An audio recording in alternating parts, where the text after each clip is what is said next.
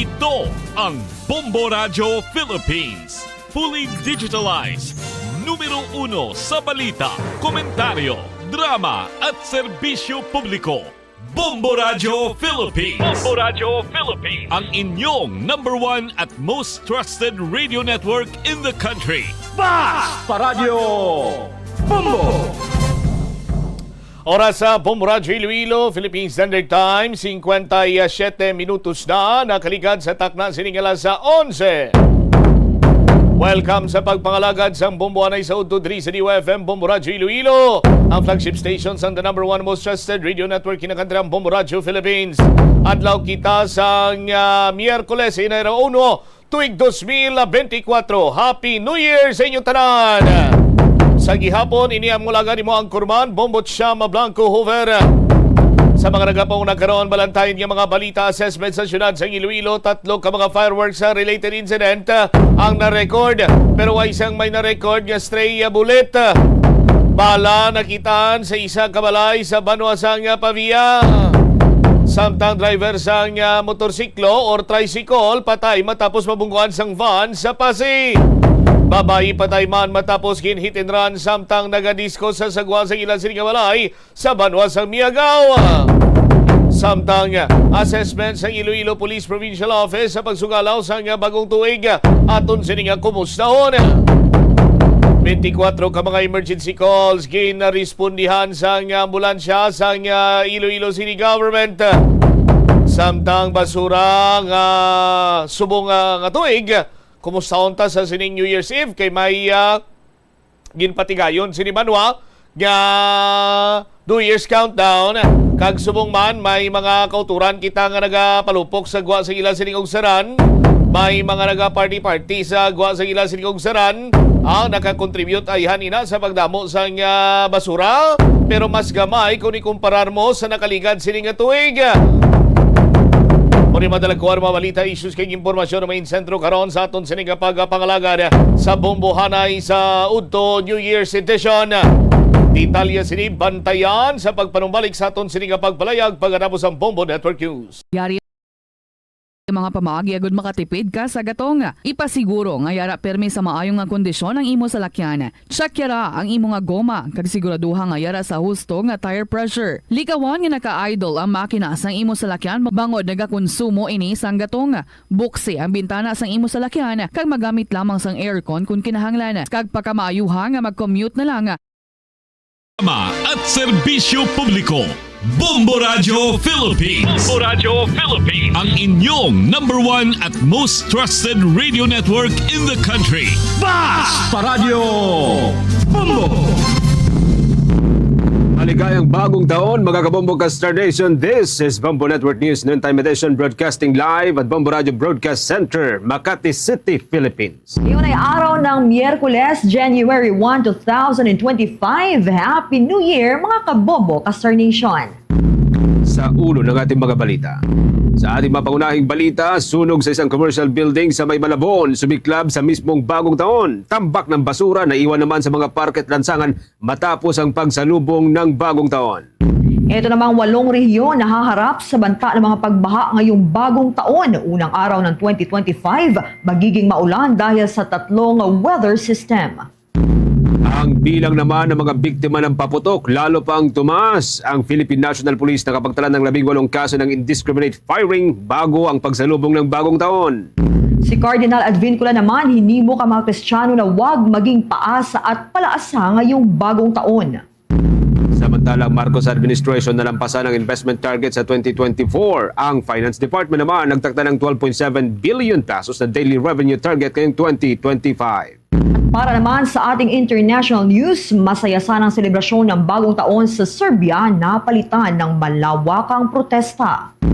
At sa sports balita, ang Boston Celtics ipinatikim sa Toronto Raptors ang 54-point na pagkatalo ngayon pong bagong taon. At live nationwide via satellite, dumako tayo sa detalye ng ating mga balita.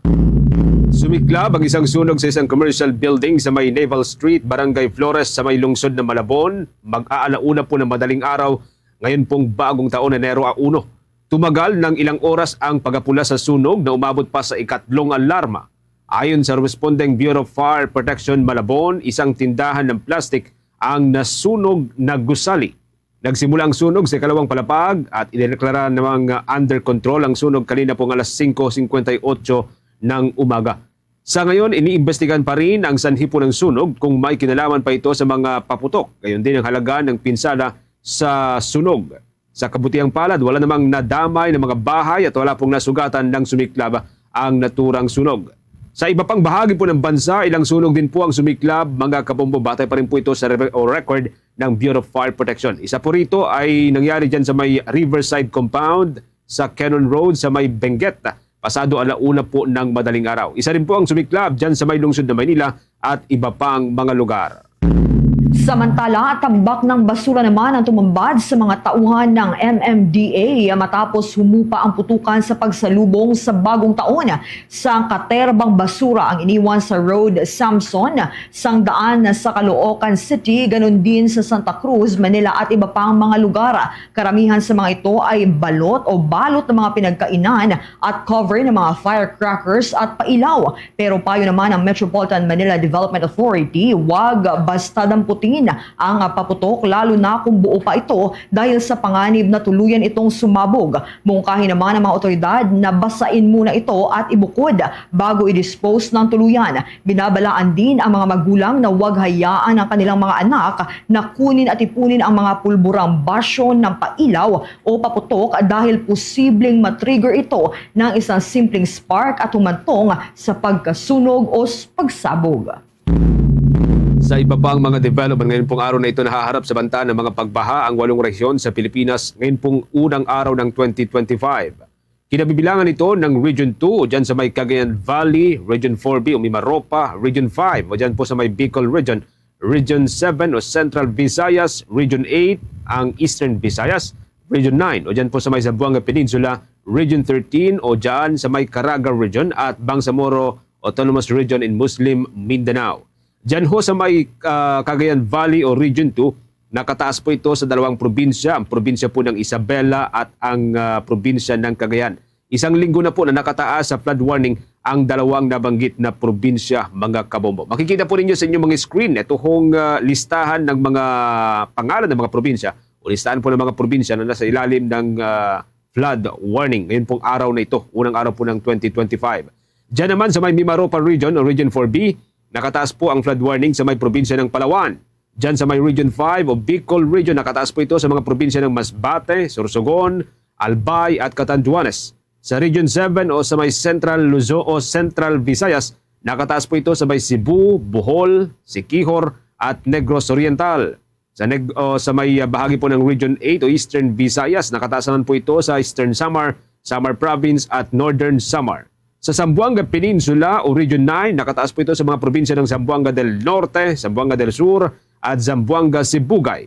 Sa Region 13 o Caraga Region, nakataas naman po ito sa Dinagat Islands, Surigao del Norte, Surigao del Sur at Agusan del Norte. Panghuli, dyan sa may Bangsamoro Autonomous Region in Muslim Mindanao, nakataas po ito sa may Maguindanao at Lanao del Sur. Samantala, tuluyan na rin pong nagsara ng Spillway Gate ang dalawang dam sa Luzon matapos ang ilang araw po na pagpapakawalan ng tubig. Ang mga ito ay ang Ambucao Dam at ang Binga Dam na kapwa po nagbukas ng tig-isang gate at nagpakawalan ng mas mababa sa 70 cubic meters per second sa loob po ng ilang araw na pagbubukas.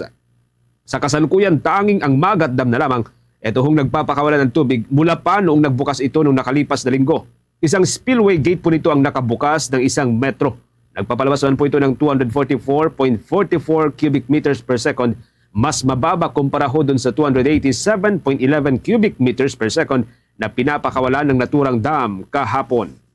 Sa kaugnay pa mga balita, makakaranas ng maulang panahon ngayong unang araw ng taong 2025 dahil sa epekto ng 3 weather system sa ilang parte ng ating bansa, kung saan makakaapekto ang Intertropical Convergence Zone or ITCZ sa Dakong Visayas, Mindanao at Palawan, habang ang shear line naman ang makakaapekto sa eastern section ng Northern at Central Luzon at hanging amihan naman ay iiral sa nalalabing bahagi ng Northern Luzon.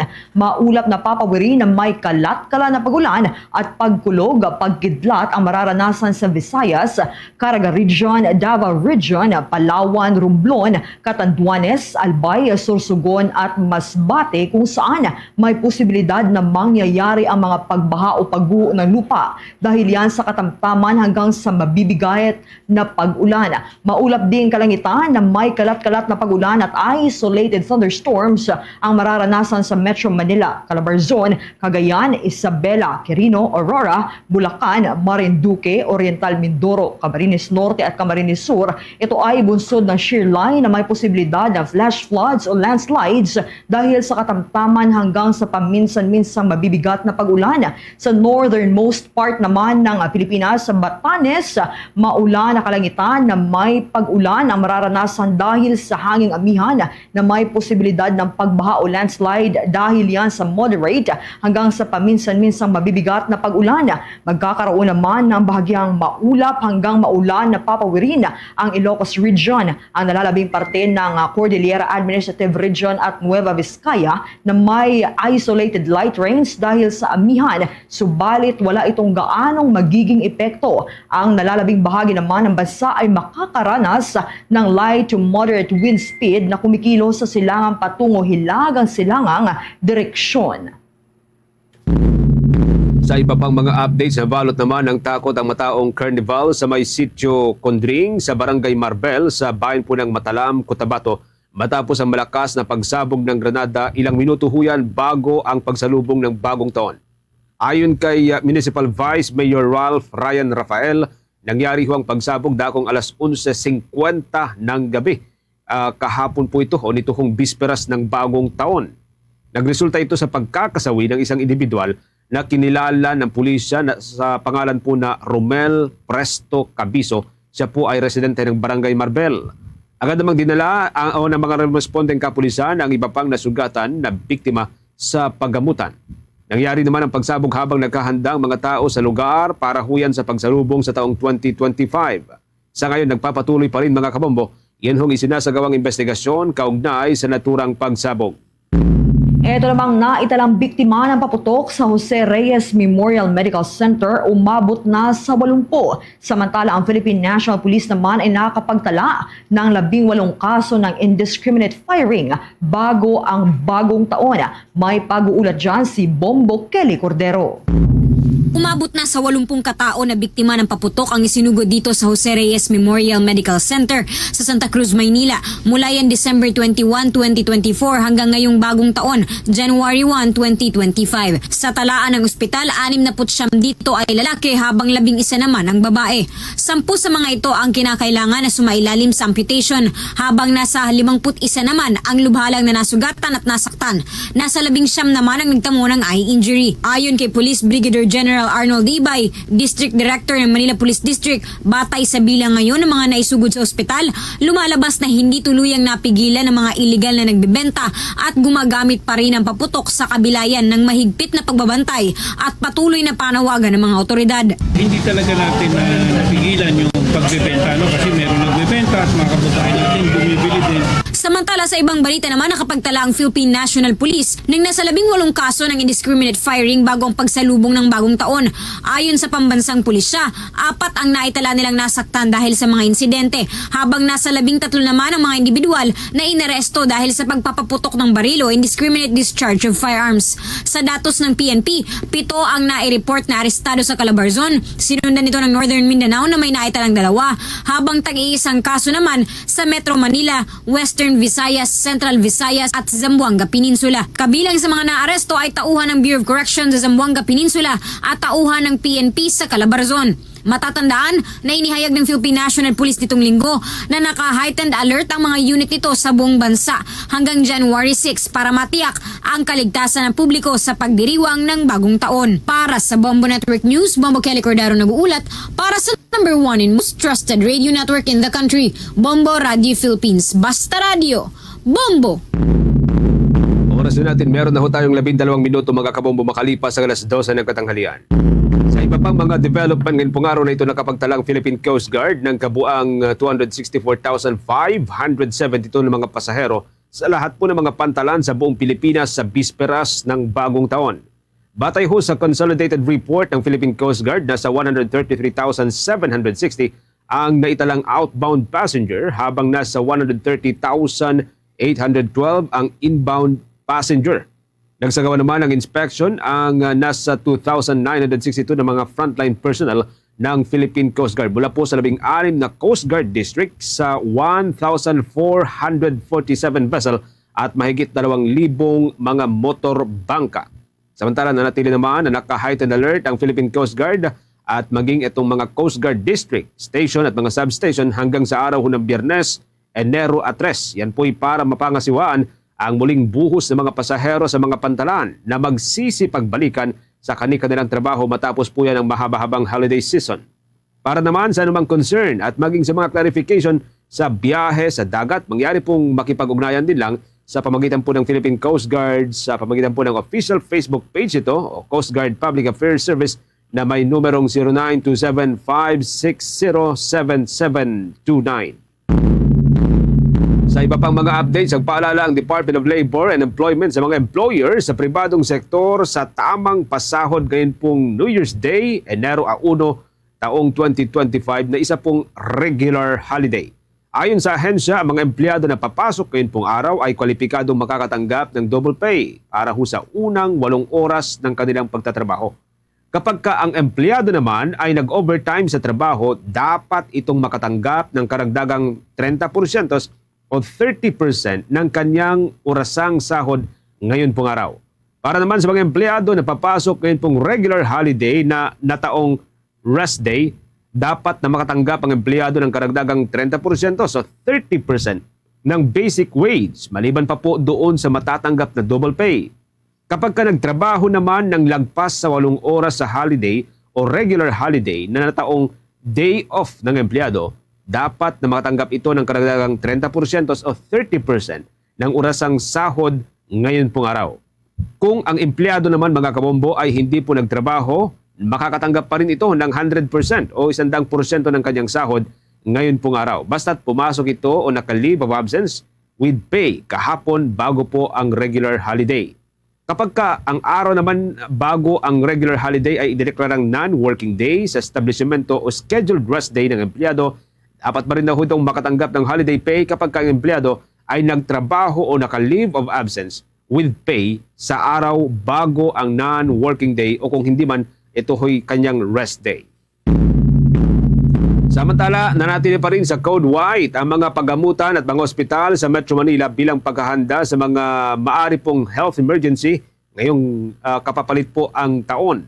Ayon sa Department of Health, manatili po sa Code White ang mga ospital hanggang kung saan lahat ng mga health workers ay dapat na o nakahandang rumesponde sa mga emergency sa gitna po ng mga selebrasyon o pagpapatuloy pa rin ng mga selebrasyon sa bagong taon. Handa rin na makipag-ugnayan ng mga operating centers sa mga regional at mga central office ng kagawaran. Tiniyak din ng ahensya na hindi ho magkukulang ang supply ng mga gamot at mga kagamitan dahil inaasahan na mas tataas yun hong bilang ng mga emergency lalo na ngayon pong panahon. Samantala, tatagal naman ang Code White hanggang sa Enero 6 sa susunod na po ito na linggo para patuloy na masiguro ang kahandaan ng bawat ospital ngayon pong nagpalit ang taon.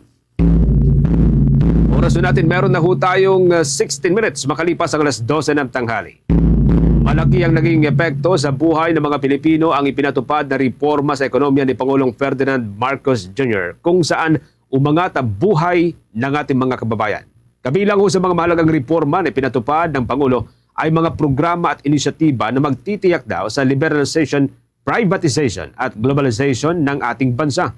Kasunod nito ang mga ipinatupad na estratehiya para mapalakas itong ekonomiya ng Pilipinas sa pamagitan ng napapanahong trade policy tools, mga sustained investment at mga irrigation, flood control, supply chain, logistics at maging sa climate change adaptation. Sa globalization reform strategy, ipinagmalaki ni Pangulong Marcos ang modernization and expansion ng Philippine domestic shipping, promotion and expansion ng Philippine overseas shipping at modernisasyon ng Philippine shipbuilding and repair industry at promotion ng highly skilled Filipinos at competitive maritime workforce. Maituturing umano na pillars economic reform ng bansa ay ang liberalization sa mga naging paghihigpit na nakaapekto sa sistema ng ekonomiya ng ating bansa. Sa ilalim naman ng tinatawag na Digital Transformation Agenda na hinimok ang Google o ang internet company na palawakin ang kanilang negosyo dito sa Pilipinas. Malaking tulong din sa gobyerno ang public-private partnership dahil nabawasan ang financial burden ng gobyerno habang sinisiguro ang patuloy na pagbibigay ng economic support sa mga mamamayan. Sa mga proyektong nasa ilalim po ng public-private partnership, nagbukas daw ho ito ng libo-libong mga trabaho na malaking tulong para ho mapagaan ang buhay ng bawat Pilipino. Ito naman si Cardinal Advincula, hinimok ang mga Kristiyano na huwag maging paasa at palaasa ngayong bagong taon. Narito pakinggan natin ang detalye sa pag-uulat ni Bombo Grant Hilario. Inimok ni Manila Archbishop Jose Cardinal Advincula ang mga Kristiyano na iwasan ang pagiging paasa at palaasa ngayong bagong taon. Sa homilya ng naturang kardinal nitong New Year's Eve Mass, pinaalalahanan niya ang mga Pilipino na mamuhay at maging instrumento ng pag-asa ngayong 2025. Nang bawat Kristiyano ay maging instrumento ng pag-asa para sa kapwa. Napakaraming dahilan para tayo ay malungkot at mawalan ng gana sa buhay. Ngunit napakarami ring dahilan kung bakit hindi tayo dapat sumuko. Gawin nating totoo ito sa ating mga pamilya at pamayanan. Magmuhay tayo sa pag-asa, hindi sa pagiging paasa at palaasa. Paliwanag pa niya, ang mga paasa ay siyang hindi marurunong tumupad sa mga pangako na madaling makalimot sa mga sinumpaang usapan. Habang ang mga palaasa naman ay ang mga taong hindi marunong tumayo sa sariling mga paa kasabay ng pagsuko sa laban ng buhay. Ang mga paasa ay mga taong hindi marunong tumupad sa mga pangako. Ang mga paasa ay mga taong madaling makalimot sa mga sinumpaan at mga usapan. Ang mga palaasa naman ay hindi marunong tumayo sa sariling mga paa. Ang mga palaasa ay sumuko na sa laban ng buhay. Hiling naman ni Cardinal Advincula na pagpalain at pagkaingatan nawa ng Panginoon ang bawat isa sa pagsisimula ng panibagong taon. Sa pagsisimula natin ng bagong taon at sa pagsalubong natin sa dakilang hubileo ng pag-asa, pagpalain nawa kayo at ingatan ng Panginoon. Naway kahabagan niya kayo at subaybayan. Lingapin nawa niya kayo at bigyan ng kapayapaan. Amen. Sa huli, hinimok ni Manila Archbishop Jose Cardinal Advincula ang bawat isa na maglaan ng panahon sa panalangin at katahimikan upang ipagpasalamat ang mga nangyari sa taong 2024. Hinikayat din niya ang lahat na pagnilayan at pagyamanin pa ang mga aral na dadalhin ngayong bagong taon. Para sa Bombo Network News, Bombo Grant Hilario, nag-uulat para sa #1 and most trusted radio network in the country, Bombo Radio Philippines. Basta Radio, Bombo! Kung gagayain ko Santa, gagayain ko lang ugali niya. Pero hindi bagbas. Ang mumukhang matanda ko doon, ayaw kong tumanda. Santa, lumilipad yung usa niya. Ako hindi lumilipad. Marami akong usap, mas marami akong layon. Mas malaki yung tiyan ni Santa. Balit ang tiyan ko. Bagay sa akin itong red. Magmumukha Santa na ako nito. Pareho kami ni Santa, mahilig kami magregalo. Maging Santa tayo sa lahat ng tao. Maligayang Pasko sa inyong lahat at maligong bagong taon. Oras natin, meron na ho tayong 22 minutes makalipas ang alas 12 ng katanghalian. Sa iba pang mga development, mga kabombo, nalampasan ng administrasyon ni Pangulong Ferdinand Marcos Jr. ang investment target ngayon pong nito hong nakalipas na taon, ang taong 2024. Ayon sa Department of Trade and Industry, umabot sa 1.62 trillion pesos ang investment na naprubahan ng Board of Investment. Ibig sabihin, mas mataas na ho ito ng 1.5 trillion pesos na target at mas mataas din ito kumpara sa 1.26 trillion pesos na approved investment noong nakaraang taon. Sinabi ng Board of Investment na ang sektor ng enerhiya, particular na ang renewable energy project, ang nagtala ng pinakamalaking approval na nasa kabuang 1.38 trillion pesos. Mas mataas ng 40% o 40% year-on-year. Dagdag pa ng Department of Trade and Industry, dumami rin ang investment sa sektor ng air and water transport, ang real estate, kasama ho dito ang mass housing, ang manufacturing, water supply, sewerage, waste management at remediation activities. Nakapagtala rin ang Philippine Economic Zone Authority ng higit sa 200 bilyong piso na approved investment. Ayon naman kay Trade Secretary Cristina Roque, ang mga nasabing investment ay magbubukas ng trabaho at progreso sa ekonomiya ng Pilipinas. Pagtitiyak pa ng kalihim na patuloy silang magtatrabaho at magpapatupad ng mga pulisiya na layon makahikayat ng mga investors para ho mamuhunan dito sa Pilipinas. Sa iba pang mga balita, kailangang makalikom ng Department of Finance ng 12.72 billion pesos bawat araw upang punduhan ang 6.326 trillion pesos na pambansang budget para sa 2025. Ayon kay Finance Secretary Ralph Recto, magtatrabaho ang Department of Finance ng 24/7 upang matugunan ang hamon at tiyakin na ang bawat sentimo ay mapupunta sa tamang proyekto. Sa kabuang budget, nasa 4.64 trillion pesos ang panggagalingan sa kita ng gobyerno. Binanggit din ni Recto ang malakas na fiscal performance ng bansa noong 2024 na umabot sa 4.42 trillion pesos. Pinirmahan ni Pangulong Marcos ang 2025 General Appropriations Act na nakatuon sa edukasyon, kalusugan, infrastruktura, agrikultura at mga proyektong pangkalikasan. Tiniyak naman ang Finance Department na gagamitin na maayos ang pondo para sa kapakanan ng mga Pilipino.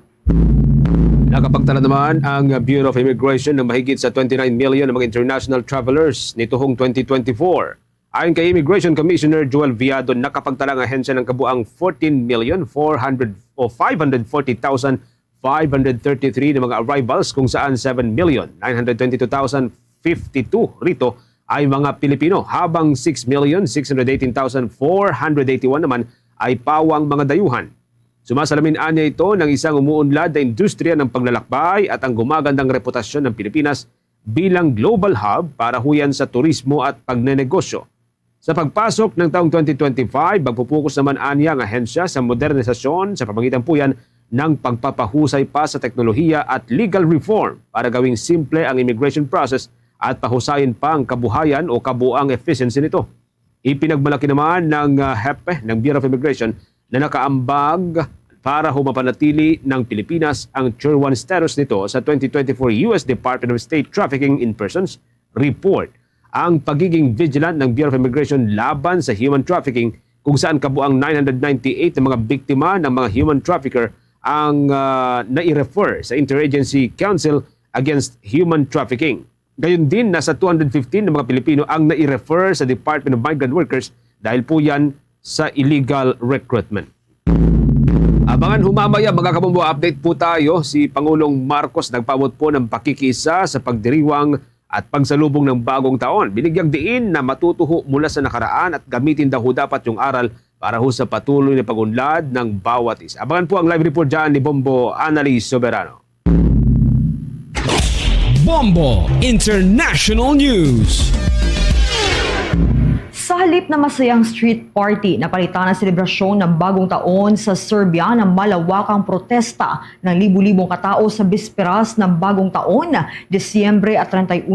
Pinangunahan ng mga university student ang demonstrasyon na magdamag na nagtipon sa Belgrade at iba pang mga syudad ng Serbia para ipanawagan ang political reforms at hustisya sa naturang Balkan country. Nag-ugat kasi ang mga protesta sa isang trahedya kung saan gumuho ang isang konkretong canopy sa Central Train Station sa Northern City ng Sabado noong November 1 na nagresulta sa pagkasawi ng 15 tao. Iniugnay ng trahedya sa korupsyon at substandard construction practices ng populist Serbian leadership na humantong sa malawakang daing at demands para sa pananagutan sa naturang insidente. Inorganisa naman ng mga estudyante mula sa iba't ibang universidad sa Belgrade ang protesta sa ilalim ng slogan na "There is no new year, you still owe us for the old one." Sumisigaw din ang mga ito ng "We want justice" at nag-alay ng 15 minutong katahimikan ilang minuto bago magpalit ng taon para bigyang pagpupugay ang mga biktima ng Novi Sad tragedy. Oras na natin 27 minutes makalipas ang alas 12 ng katanghalian. Balikan po natin ang linya ni Bomboan Alice Soberano mula po sa may palasyo Malacanang. Maki-update po tayo mga kabombo dito ho sa mensahe ni Pangulong Marcos. Ngayon pong sinalubong po natin ang bagong taon. Bomboan. Nagpaabot nga ng pakikiisa si Pangulong Ferdinand Marcos Jr. sa lahat ng Pilipino sa loob at labas ng bansa sa pagdiriwang ng bagong taon. Sa kanyang mensahe, binigyang diin ni Pangulong Marcos ang kahalagahan ng pagkakataong ito upang matuto mula sa nakaraan at gamitin ang mga aral para sa patuloy na pag-unlad ng bawat individual.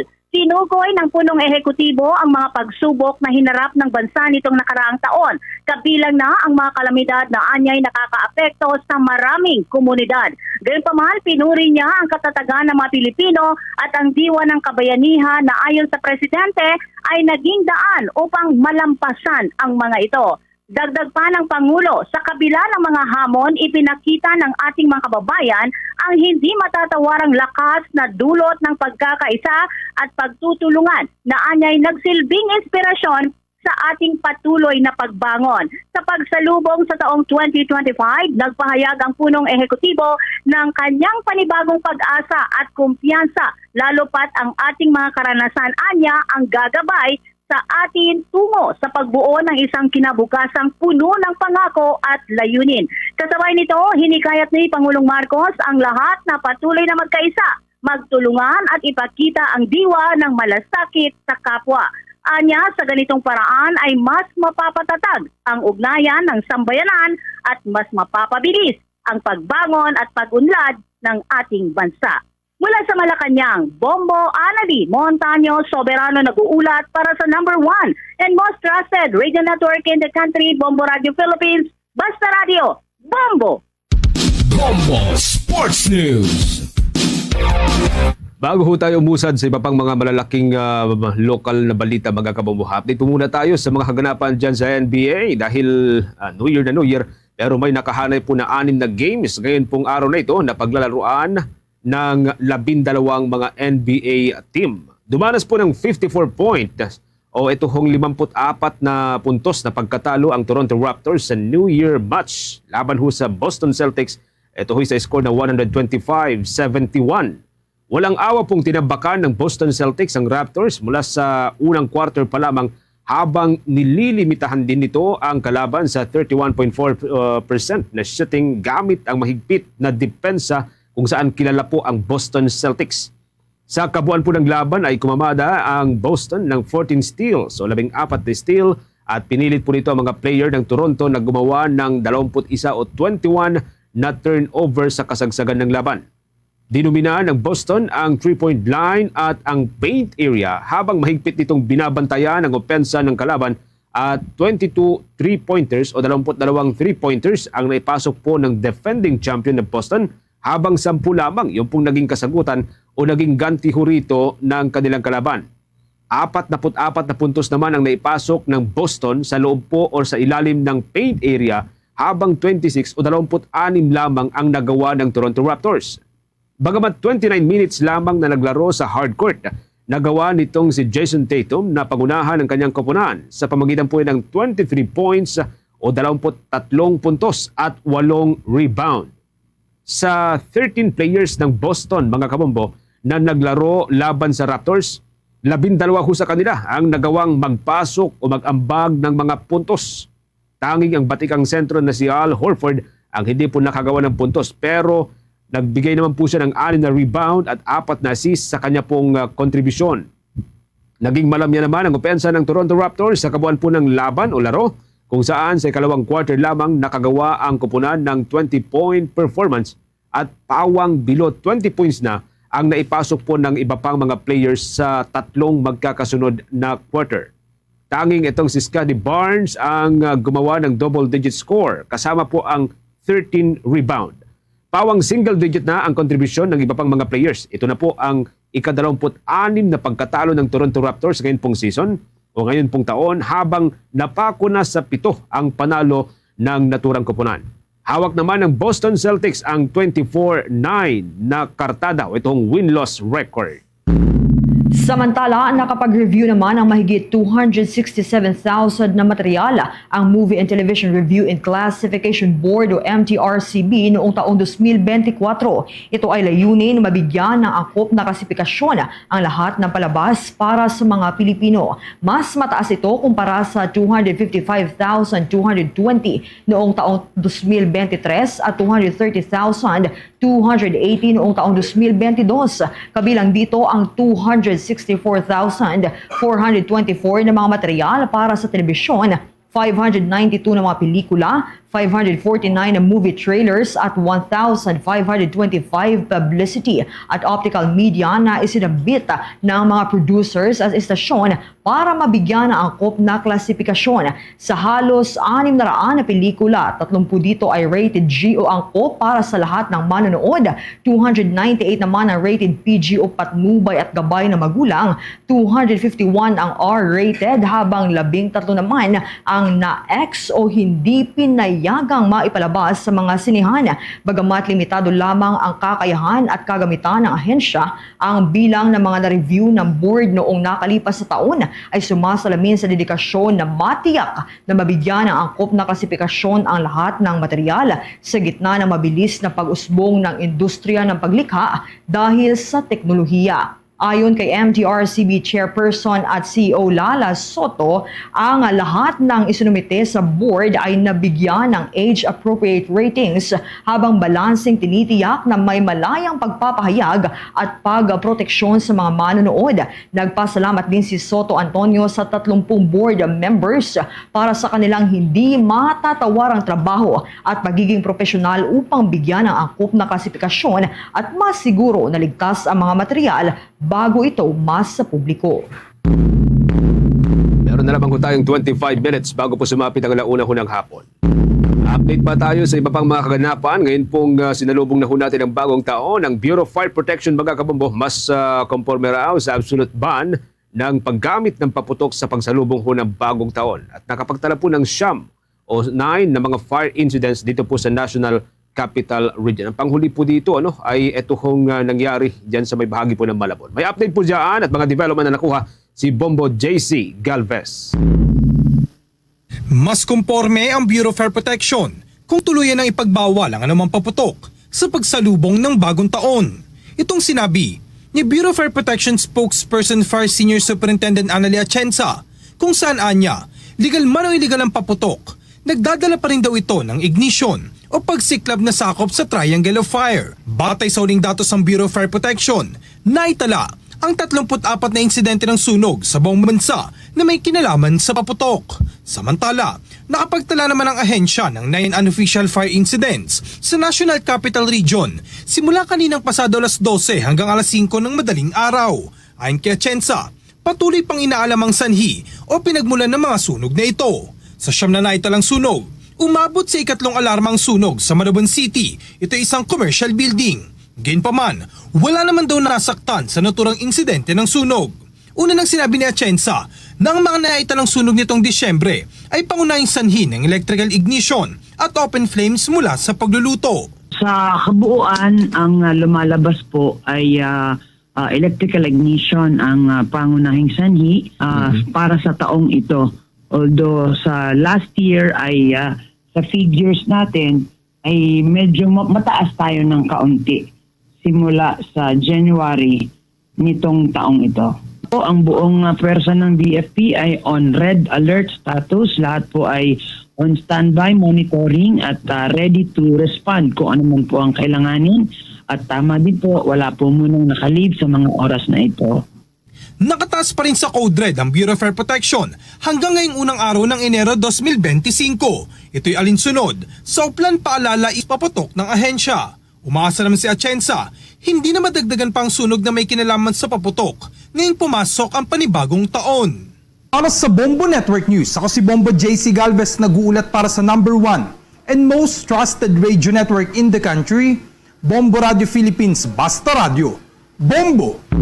Samantala, nagdulot naman ang positibong resulta ang mga naging biyahe ni Pangulong Ferdinand Marcos Jr. sa labas ng bansa. Ayon sa Presidential Communications Office, base sa ulat ng Trade and Industry Department, ilan sa mga ito ay ang biyaheng Japan ng punong ehekutibo na nagbigay daan sa partnership sa pagitan ng Japanese chocolate manufacturer at ng Filipino Chocolate Company. Nasa may 1,000 mga pamilya naman ang makakabenepisyo sa partnership ng locally owned Oro Chocolate at retail giant na Mitsukoshi ng Japan. Sa naging biyahe naman ng Pangulo sa Vietnam, nakuha nito ang commitment mula sa Vingroup Company na nasa sektor ng electric vehicle battery production. Ang biyaheng Melbourne, Australia naman ng Pangulo ay nagresulta ng 12 kasunduang pangnegosyo na nagkakahalaga ng $1.53 billion o nasa 86 na bilyong piso. Ito ay sumasaklaw sa iba't ibang sektor tulad ng renewable energy, malinis na teknolohiya at mga solusyon sa pagre-recycle, pabahay, IT, BPM infrastructure, mga kagamitang medikal at digital health services. Samantala, natagpuan na ang labi ng overseas Filipino worker na 2 linggo nang nawawala. Pasintabi po mga kabombo sa mga kumakain o nanananghalian ngayon pong oras na ito. Ayon po kay Department of Foreign Affairs Undersecretary Eduardo De Vega, natuntun ho yung labi ng isang Pinay worker sa loob ng bahay ng isang Kuwaiti citizen. Sa kasalukuyan, wala pa pong gaanong report o ito hong impormasyon na inilalabas po ang Department of Foreign Affairs, maging ang Department of Migrant Workers or maging ang Overseas Workers Welfare Administration ukol po sa naturang balita mga kabombo. Ngunit sinabi po ni Undersecretary De Vega na mayroon daw hong isang lalaki na itinuturong dahilan ng pagkamatay nitong biktima. Ang biktima ay hindi pa po pinapangalanan hanggang sa ngayon mga kabombo. Ayon pa rin kay Undersecretary De Vega, mismong ang kapatid ng suspect, ito hong nagsuko sa kanya matapos umano niyang malaman ang pagpaslang sa Pinay worker. Sa kasalukuyan, hindi rin umano gaanong nakakausap ang suspect dahil sa hindi ho maayos na kanyang pananalita. Ang sabi ho ng Department of Foreign Affairs sa latest na interview sa DFI mga kabombo ay posibleng may kaugnayan po ito sa usapin ng illegal na droga o posible pong nasa impluensya po ng illegal na droga ito hong suspect noong nagawa ho niyang patayin ito hong Pinay worker. At patuloy pa rin yung pagkuha po ng ebidensya dito ang Department of Foreign Affairs. Samantala, nag-alay naman ng panalangin ang Catholic Bishops Conference of the Philippines para sa batang Kuwaiti na umano'y pinatay ng isang Pinay worker sa Kuwait. Inialay ni Bishop Ruperto Santos, Vice Chairman ng CBCP Episcopal Commission for the Pastoral Care of Migrants and Itinerant People, ang panalangin at pakikipagdalam hati sa pamilya ng namatay na bata. Kasamaan niya sa kanyang panalangin ay ang magabayan at matulungan ang pamilya ng bata na malagpasan ang dinanas na problema. Malaki rin niya ang epekto ng naturang krimen sa bawat Pilipino, lalo na sa mga manggagawang Pinoy sa ibang bansa. Kaya't kailangan niya ang pagkakaisa at panalangin ng bawat isa para muling malagpasan ang panibagong problema sa Kuwait. Umapela rin ang pari sa pamalaan na matulungan ang Pinay na sa kasalukuyang nakakulong. Nakasabay rin niya ng paghiling ng hustisya para sa batang Kuwaiti ay ang paghati din ng sapat na tulong sa Pinay suspect sa kabila ng umano'y pagkakasalang nagawa. Una nang sinabi ng Department of Foreign Affairs na isinilid ng Pinay worker sa washing machine ang batang Kuwaiti. Na-rescue pa umano ang bata ng kaniyang mga magulang at nadala sa pagamutan, ngunit kinalaunan ay pumanaw rin. Meron na lamang ko tayong 17 minuto bago sumapit ang alauna ko ng hapon. Nagpapasalamat si Philippine Navy Flag Officer in Command, Rear Admiral Jose Ambrosio Espeleta sa lahat pa ng mga personnel sa gitna ho ng tagumpay ng buong 2024. Ayon kay Admiral Espeleta, hindi mapagtatagumpayan ng Philippine Navy ang lahat ng mga programa nito sa nakalipas na taon kung hindi ho dahil sa tulong ng mga personnel at suporta ng publiko.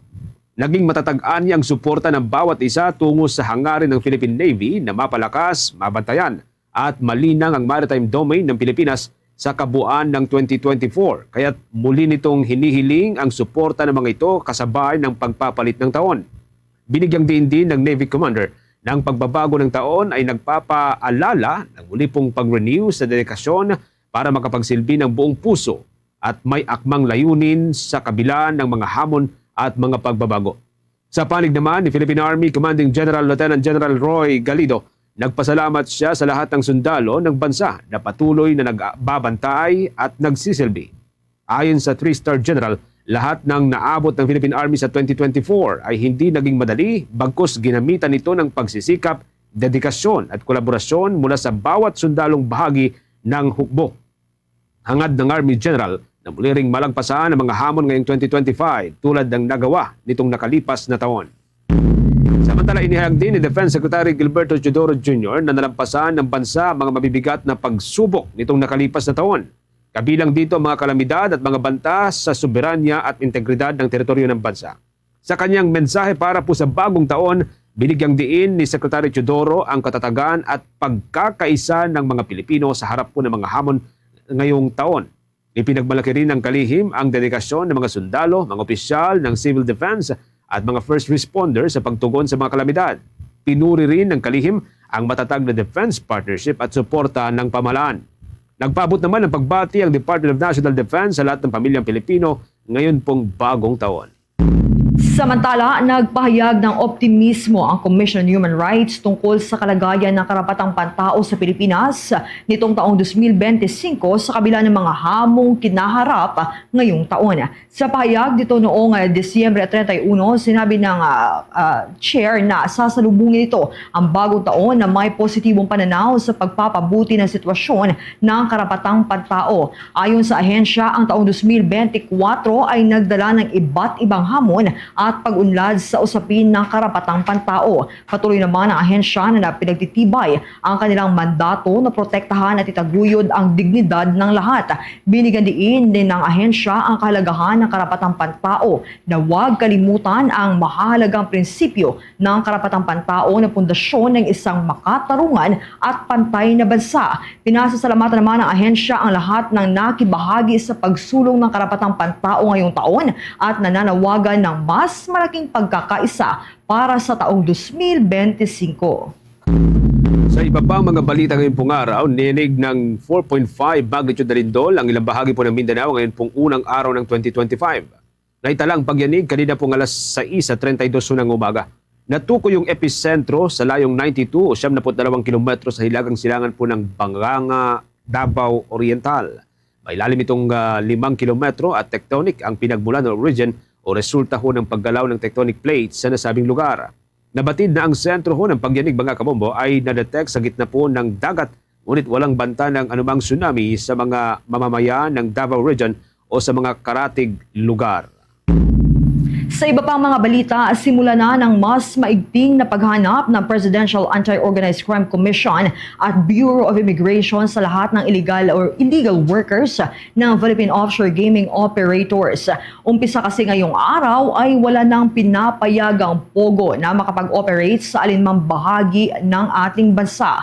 Ayon kay Executive Director Undersecretary Gilbert Cruz, may mga inaasikaso na sila mula sa mga sumbong ukol sa ilang dayuhang hindi nagda-downgrade ng kanilang visa. Ang mga ito umano ay patagong nagpapatakbo na maliliit na pasugalan at mga kahalintulad na aktibidad. Para kay Cruz, mas madali na para sa kanila matukoy ngayon ang mga nasa illegal operations dahil lahat ng pogo ay agad nang minamarkahang bawal mula sa deadline kahapon ng pamahalaan. Ayon naman kay Bureau of Immigration spokesperson Dana Sandoval, agad nilang isasalang sa deportation proceedings ang sinumang dayuhan na sangkot sa pogo. Sapat na anya ang panahon na ilaan para magpusa ang mga ito na mag-downgrade ng visa mula sa working class patungo sa pagiging regular na biyahero.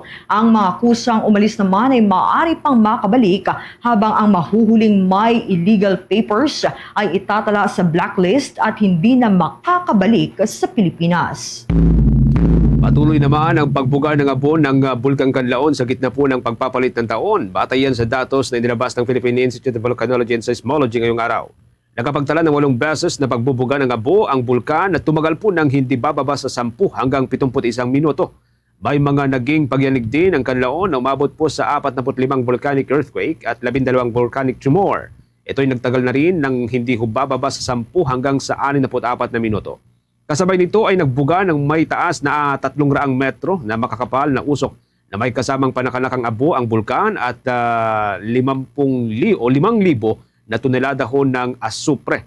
Samantala, nakataas pa sa Alert Level 3 sa Canlaon at nanatili pa rin pong nakasubaybay ang FIVOC sa mga maaari pong banta ng biglaang pagsabog, pagbuga ng laba, pagulan ng abo, lahar at rockfall.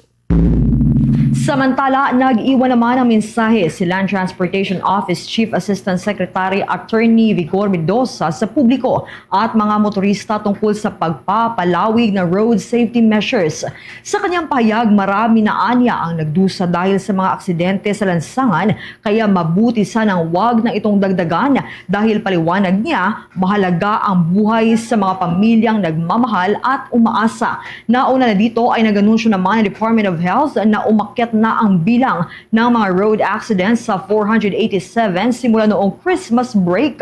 Iwasan na din sana anya ang road rage. Ani Mendoza, marami ang kanilang naparusahan dahil sa galit at init ng ulo at nagpapatunay lamang na walang dulot ang kawalan ng pasensya sa daan.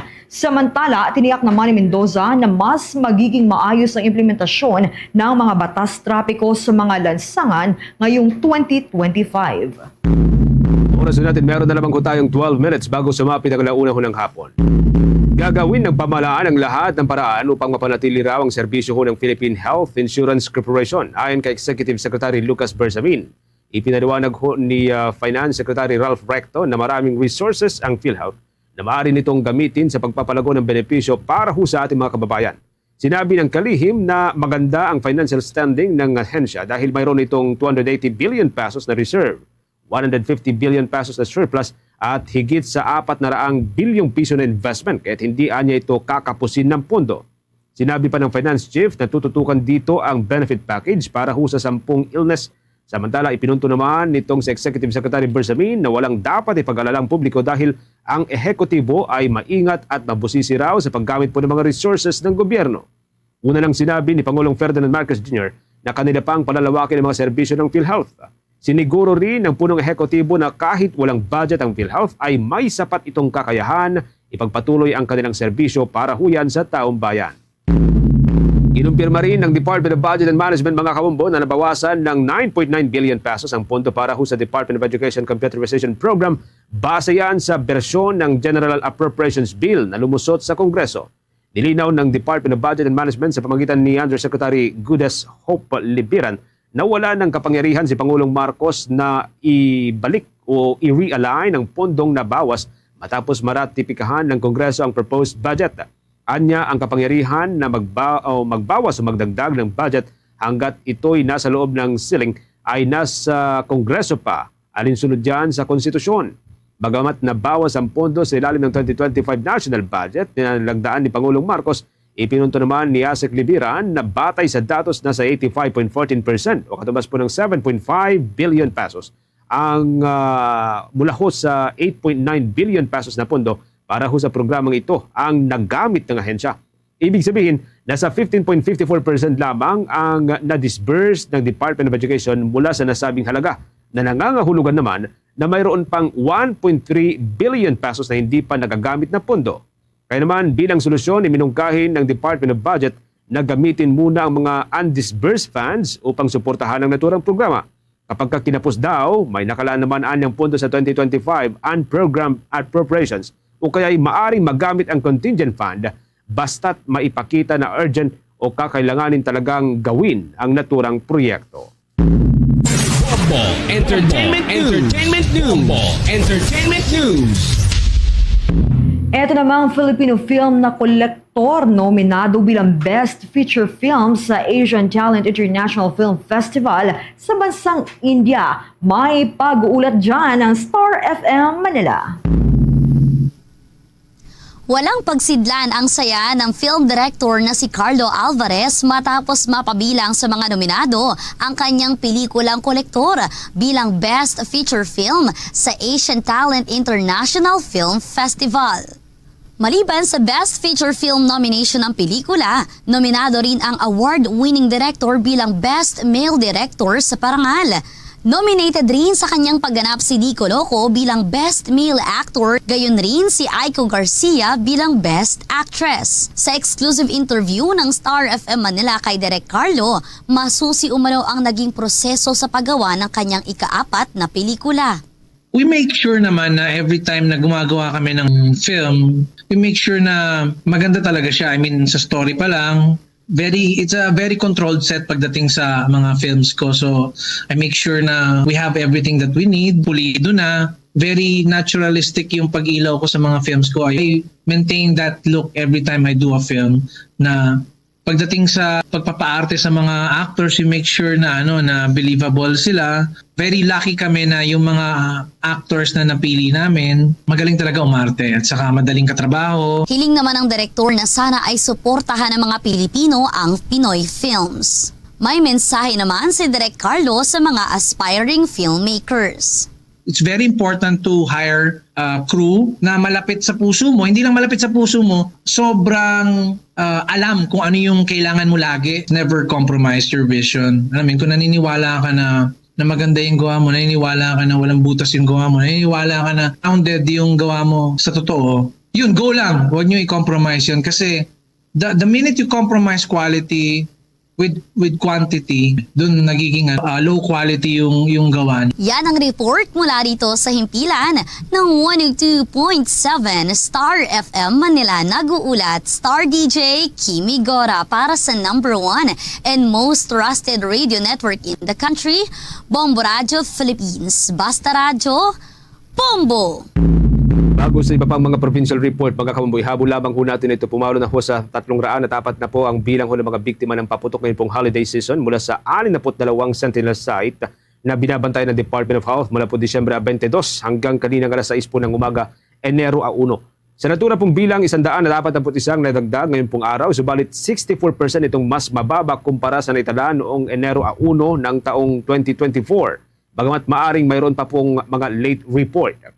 Nasa 239 naman ang mga biktima ay 19 na taong gulang pababa, habang 101 naman ang 20 anyos pataas. Sa kasarian mga kabombo, 299 dito ay lalaki habang 41 naman ang babae. Karamihan sa sanhi ng natamong injury ng mga biktima ay dahil po sa illegal na paputok katulad po ng Boga, 5-star at mga Piccolo. Ayon pa rin sa Department of Health, ang pangunahing injury na natamo ng mga biktima ay eye injury. Kaputol po sa bahagi ng katawan at sunog sa balat. Kahit paalala po ng ahensya sa publiko, sakali man po na maputukan, kumonsulta kaagad sa ospital o doktor kahit maliit lamang ang natamong sugat mula po sa paputok upang maiwasan ang tetano. Basahin din po ng tubig ang mga paputok na hindi po pumutok sa kalsada. Ngayon din, payo po ng Department of Health, huwag putulin ang mga paputok na hindi ho sumabog. Linisin ang paligid at siguruhing walang mga anumang natirang paputok o pulbura mula ho sa mga ito. Manatiling maging alerto naman at bantayan ng mga anak at iwasan ang paggamit ng natitirang paputok. Sa iba pang mga updates, Bombo Sports News. sa ating sports balita mga kabubo, ang Pinay Elite Rider na si Shane Yao Yao tinanghal na overall champion sa Union Cyclist International dyan po sa may Malaysia. May update po dito ang Star FM Baguio. Tinanghal na overall champion ng Pinay Elite Rider na si Shane Yao Yao sa 3-leg Union Ciclista International Hellas Mountain Bike XCO Series na ginanap sa Malaysia. Si Shane ay nakakuha ng silver medal sa women's elite category sa first at second leg, samantalang third placer naman ito sa huling serye ng kompetisyon. Sa naging pahayag sa Star FM Baguio ng 27-year-old Pinay cyclist, inamin nito na malaking tulong ang mga kompetisyon na kanyang nilalahukan dahil ito ang maghahanda sa kanya sa mga upcoming competitions na kanyang lalahukan, kabilang na ang Southeast Asian Games na gaganapin sa Thailand. Inanyayahan naman ito ang mga kababayan na patuloy silang suportahan sa bawat kompetisyon na kanyang sasalihan. Again, thank you for having me here po, and hope isupport niyo po lahat ng atletang Pilipino, ipagdasal po natin lahat ng atletang Pilipino, and also keep on supporting us po, and ayun po, ipagdasal niyo lang po kami para maging safe po kami sa mga races po namin, events po namin to represent Philippines. And ayun po, I'm hoping po to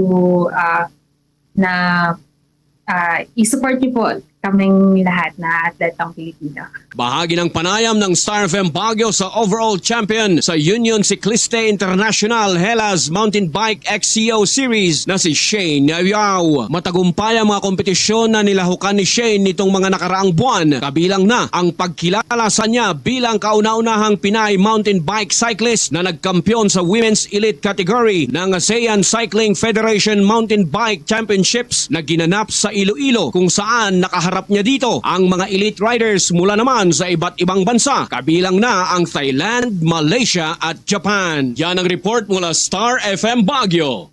Para sa Bombo Network News, Star DJ John Marino. Para sa #1 and most trusted radio network in the country, Bombo Radio Philippines. Basta Radio. Bombo! Mga kabombo Caster Nation, tuloy-tuloy po sa pagsubaybay sa ating 31 fully digitalized AM at mga FM station. Gamit po ang ating mga social media accounts tulad po ng Facebook page, YouTube, TikTok at maging sa Bombo mobile app. Diyan sa may Visayas area, mga kabombo, pwede po ninyong subaybayan ng ating mga provincial station po dyan, sa mga Kianon. Pwede po ninyong subaybayan ng ating Bombo Radio Kalibo. Sa mga Ilonggo, mga Bisaya, pwede po ninyong subaybayan ang Bombo Radio Rojas, Bombo Radio Iloilo, at ang Bombo Radio Bacolod. Para naman po sa mga Waray, nariyan po ang Bombo Radio Tacloban, at para po sa mga Cebuano at mga Bisaya, nariyan ang Bombo Radio Cebu. At bago tayo magtapos, sabay-sabay tayo manalangin ng Oratio Imperata for peace. God, our Heavenly Father, Lord of peace and justice, we humbly come before you during this time of escalating geopolitical tensions in our part of the world. Through the years, you have sustained our faith in you as a nation. It is our faith in your divine providence that has made us survive the countless natural and human-caused calamities that have come our way in our history as a people. Spare us, Lord, from the horrors of war. Hear our pleas as we cry out to you. Have mercy on us, Lord. Rescue us from the malevolent forces that influence world leaders. For we believe that our struggle is not against flesh and blood, but against their rulers, against the authorities, against the powers of this dark world, and against the spiritual forces of evil in the heavenly realms. We pray for your leaders entrusted with making crucial decisions for our nation.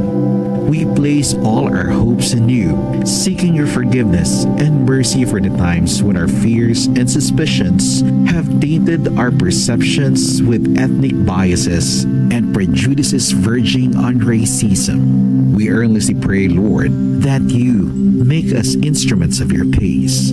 Where there is hatred, let us bring love. Where there is injury, pardon. Where there is doubt, faith. Where there is despair, hope. Where there is darkness, light. Where there is sadness, joy. Through our Lord Jesus Christ, your Son, who lives and reigns with you in the unity of the Holy Spirit, God, forever and ever. Amen. Our Lady, Queen of Peace, pray for us. Saint Michael the Archangel, Pray for us. Saint Joseph, Pray for us. Saint Francis of Assisi, Pray for us. Saint Lorenzo Ruiz, Pray for us.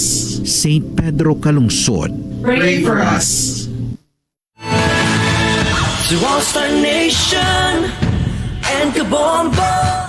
Mga Kabombo Caster Nation, Happy New Year sa inyong lahat. Mula ho sa management ng Bombo Radio Philippines at ang Star FM, mga kabombo, amin pong pagbati na maligayang bagong taon sa lahat po ng mga kabombo ho natin, Caster Nation, sa mga nakikinig at nanonood po sa atin nationwide, worldwide. Luzon, Visayas at Mindanao at maging sa buong mundo, yan na pong kabuuan ng ating balitaan para sa pangtanghaling edisyon ng Bombo Network News. Mula dito sa News Center Makati, Para sa #1 and most trusted radio network in the country, Bombo Radio Philippines, Basta Radio. Bombo!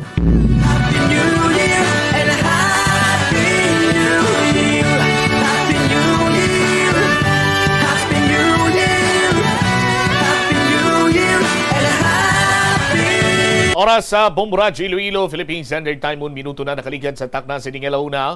Balik na diri sa pagpangalagad sa Bomboanay sa udto sa Gyapon ko primo Bombo Chama Blanco Hover. Standby sa aton sining mga kabombo hibalon naton latest assessment diri sa bahin sa syudad sa Iloilo. Naka-record sa tatlo ka mga firework or firecrackers and firework related incidents. Kag mayong balita ni para sa bagong tuig kay waisang may na-record nga stray bullet. Pero may nakitaan nga bala dito iya sa Banwasang Pavia Iloilo. Mga balita kaupo naman sa kay Bombo Lindsay Body. Bombo Lindsay sa report, please come in. Sa pihak Bombo Cham sa nga malino nga pagsug-alaw sa nga bagong tuig bangod nga tiwala sang krimen, may mga kaso naman sa nga firework related injury nga na-record ang Iloilo City Police Office. Ginpakigangutan naton ang Iloilo City Police Office si Police Major Shelamay Sangrines, ang spokesperson sa Iloilo City Police Office, kag iyang pahayag nga tatlo na ang na-record sang opisina nga mga biktima sang palupok. Last 11 kagabi, Bombo Chama, Disyembre 31, 2024, may isa ka napulo ka tuig nga bata nga lalaki taga Barangay Santo Domingo, Arevalo. Gindala ini siya sa ospital bangod nga naigo sa nga palupok sa liog, pero hindi pa ma-identify kung ano nga palupok ang nakaigo sa sining bata. Launa 20 sang kagahon kay inalang lamang Enero 1, 2025, gindalaman sa ospital ang isa pagid ka napulo ka tuig nga bata nga lalaki taga San Juan Molo, Iloilo City, matapos nga gintulot niya ang kamera Bombo Cham sa pagdumdum nga hindi na ini maglupok. Pangsangyara na sa iyang kamot dito na Bombo Cham kag naglupok ang nasambit niya nga firecracker. Last 8:40 sang aga, subong nga adlaw, isa man ka minor de edad Bombo Cham nga lalaki, residente sa Barangay Guzman, Hesena, Mandurriao, gindalaman ini siya sa ospital matapos makaangkon sang first degree burn sa iya nga nawala nga kamot tuga man sa palupok. Kina-identify pa ini subong kung ano ning palupok nga nag ano nun. Go ahead, Bombo Lens. Sa mga kamot. Philippine Standard Time, 4 minutos na nakaligad sa takna siningalaw na standby kay marikonect kita sa kay Bombo Lindsay Body para nga mangin tayo yun ang aton sininga pagplastar sa mga balita, no? Very unfortunate para sa mga biktima sang firecrackers, no? May nagpulot kaya abiyay ni maglupok pero pag pulot niya sa nakaptan niya na lumupok. So sa mugining pinakasakit sini Banwa, apisar nga makapila ka bes kagado halos ito kada tuig sini naga-remind kita, pero ang iban sini do nagakalipat, no? Kag siguro ang subong iyang mga biktima, mga kabataan, mga napulo katuig ang ila sining edad. Sa bahin guro sa mga ginikanan, dapat sini iyang tutukan yung gininyo sini magbataan. Hilabi na ang pagkaaga bala sang masunod sini nga tuig. Kay daw dira gini nagadugang pagin ang mga biktima sang firecrackers related injuries. Balikan ta si Bombo Lindsay. Bombo Lindsay, please come back. Sa tatlo, Bombo Cham, ka mga biktima sa palupok dari sa may syudad sa Iloilo, duha dari ang nakagwa na sa ospital matapos natin mabulong ang ilang pilas, pero ining isa ka biktima, which is 10 years old bala, na nalukpan sa kamera, nagapabilin pa inisubong sa ospital. Ang pahayag dari ni Major Sangrines, possible magdugang pa ni Bombo Cham ang ining mga na-record nila nga kaso sa firework-related injury. Bangod na tipadayon pa nga nagasulod ang data halin man sa mga ospital dari sa bahin sa syudad sa Iloilo. Ang maayos ng dari sa bahin ng syudad sa Iloilo, Bombo Cham, makawala kita sa may na-record incident. Ginamo krimen o kon mayor nga insidente sa Iloilo City Police Office. Yari bala, pamatiyan naton anangin pahayag ni Police Major Shalamay Sangrines. Year's Eve nato, no? Makabig naton nga generally peaceful, kagula man kita sang na-record nga dalagko nga insidente nga maangot naton sa pagsugalaw or sa una nga adlaw sa nga bagong tuig 2025. Pero may mga, for sure, may mga firecracker-related incidents kita, ma'am, nga na-record sa Iloilo City Police Office? Yes, may ara gid, no? May ara kita insidente diri sa may San Juan Molo, nga 10 years old nga bata, no? Daw, ay kita magsala, kamara ato siya, ano sa iya, no? And then, may ara man kita 10 years old diri sa bahin sa Revalo, kag subong lang, may nabaton kita nga insidente man nga maangot sa firecrackers sa bahin sang Mandurriao. Pero ini-record lang niya sang PNP sa ICPO. May ara pagid dugang record sa pagkabalo naton sa bahin sang data sang aton DOH kag sang ICER naton. But ang information ta is wala man sing significant incident nga na-note naton. So mo lang na no daw wala tagid na zero ang sa firecracker related incidents naton. Pero sa bahin naman niya sang stray bullet incident sa New Year's Eve, zero kita no sa insidente sang stray bullet, amuman sa indiscriminate firing. Kag dugang ko ang patigani sa hinubog kag mga minaoy, wala man kita sing insidente, dalagkong insidente nga maangot naton sa sobra ka hinubog or minaoy nga nagresulta sa hindi pag-insindihanay kag pag-ilinaway. Ang ining tatlo ka mga na-record ma'am nga mga firecracker-related incidents, based lang niya sa record nyo sa Iloilo City Police Office, mga ano ni ma'am, ang isa to kamara, ang duha bangod sa ano ma'am ang rason, boga? Gapangayo pa kita sang dugang detalye kay ang iban nga nagintawag lang sa aton kag dito na nato nakuha ang information sa hospital. So ginaimbestigaran pa no, pero ang pagkabalo naton sinid mga minor incidents lang ang iba sinid sa ila. Kag ang iban abi nagdiretso sa may ano sa ICER nato nagpa-treatment lang kag waay na nakaresponde ang kapulisan kay tuman man lang ka mga minor ang naaguman nila. But nevertheless ini siya ng mensahe nga sige hunta pa gid ang kampanya ta nga sa mga masunod nga mga tinuig mas manami gid kun wala gid sing may mapilasan bisan gamay. Amo gani. Pero ang latest nga number to ma'am sa mga na-confiscate nga boga, mga pila na, ma'am Shi? Ay do kadamo gid no kay sige pa nga consolidate nila sumong sa mga na-confiscate nga boga.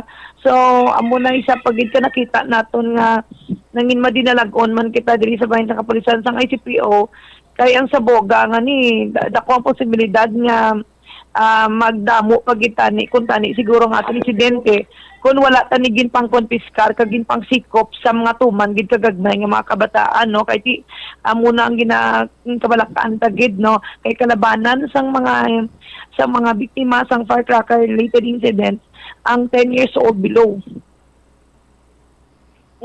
Nabatian Bombacham si Police Major Shalamay Sangrines ang spokesperson sang Iloilo City Police Office. Kasi kung pinsarunta mumbolin si mag 10 years old do dirigid ni ang tuman kataas ang curiosity level nga daan sang bata mga muamo sini nga pangidaron so nagakinahanglan gid sang mahambal naton abi mga 105% nga supervision sang ginikanan bugid sinang dapat kung tani.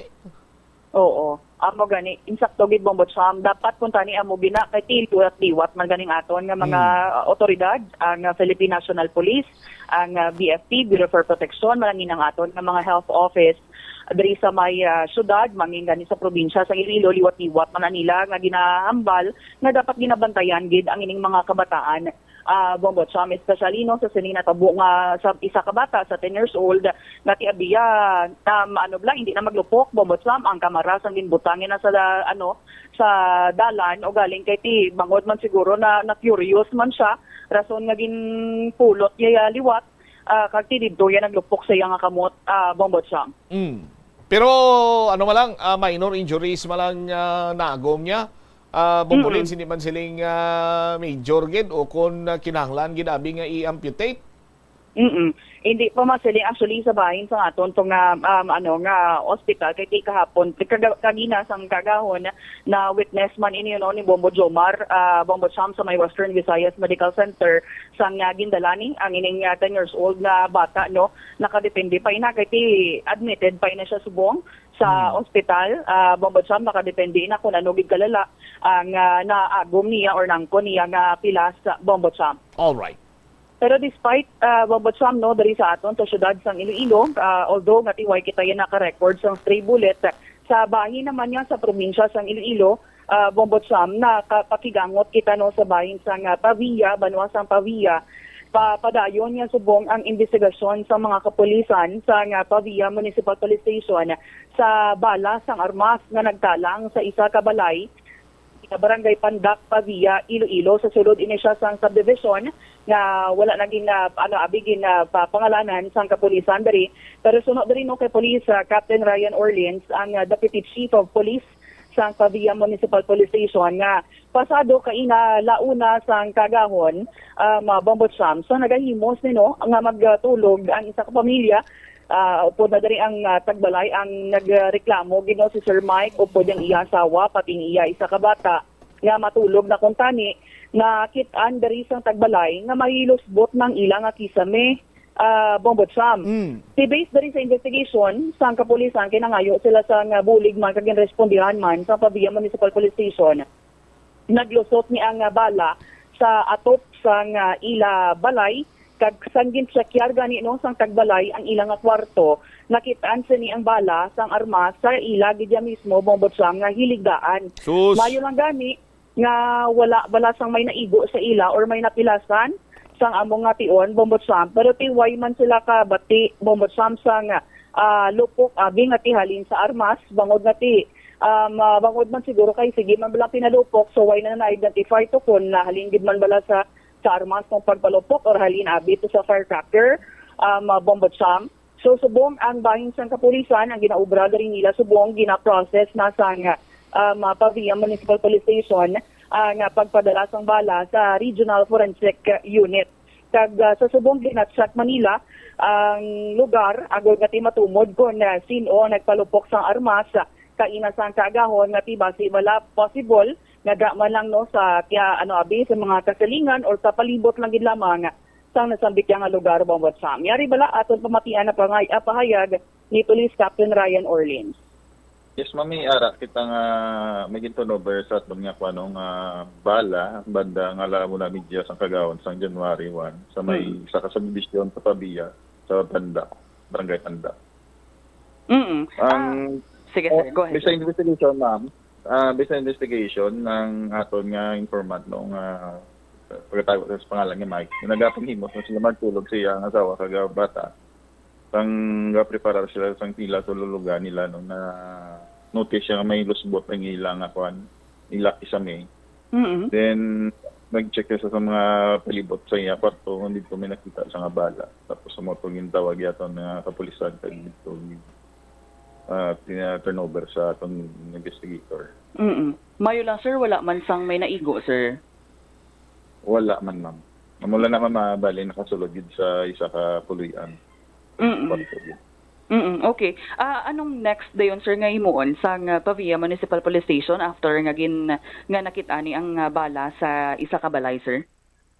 Subong ma'am ang bala nga recover, subong gina-process na namon ma'am nga dalon sa Regional Forensic Unit 6 for ballistic examination. Then conduct kita subong sa investigation sa palibot ma'am base nim ka hatag sa information nga kung sino may nakapalupok sa dra mga malapit sa area ma'am.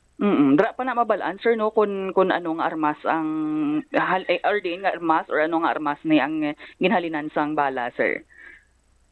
Bali, kung after na lang siyang results ng ballistic examination. Bala ng bala.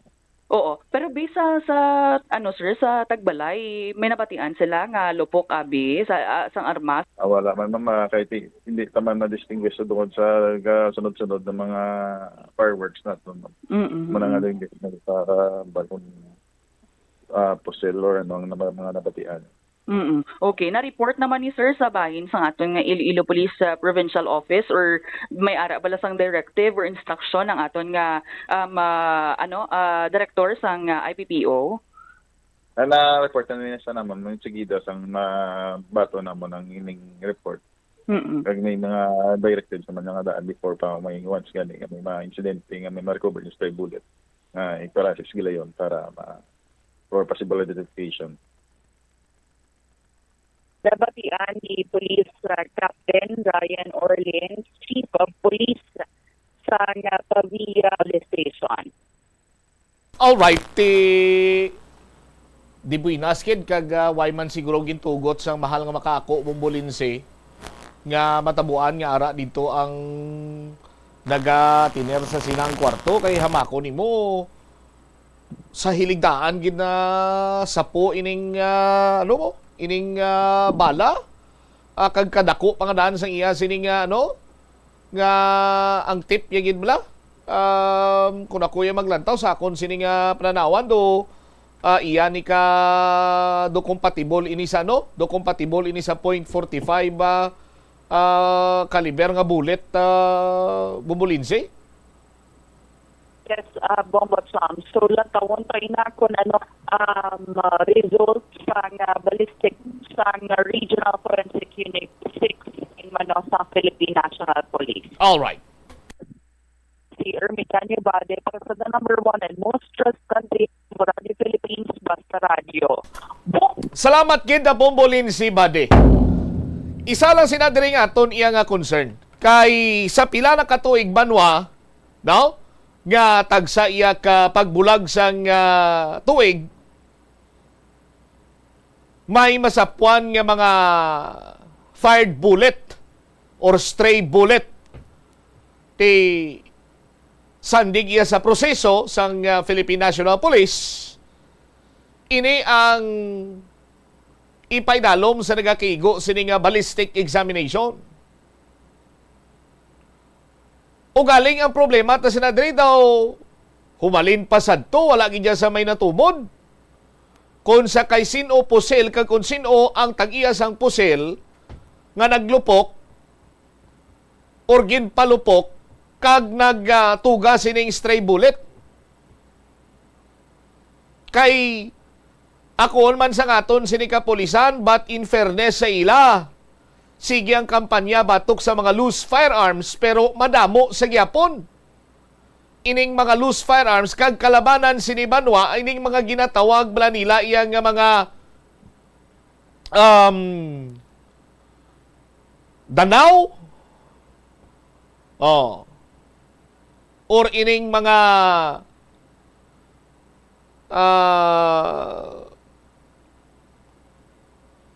do amo-amo man ang tsura bla nung term sinadiraga ni Bobo Chris.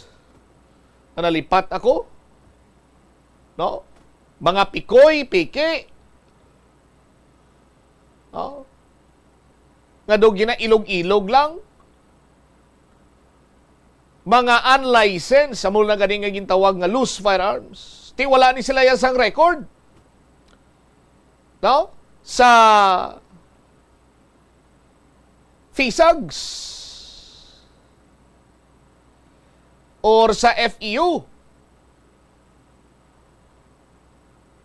Tidiri karon Banwa mabudlay man para sa aton sining otoridad kag kung maigo ikaw iya sa dimalas mapilasan ka worst mabawian ka sang kabuhi. Wala ikaw iya sang sulukton sa aton sini nga mga kabumbo.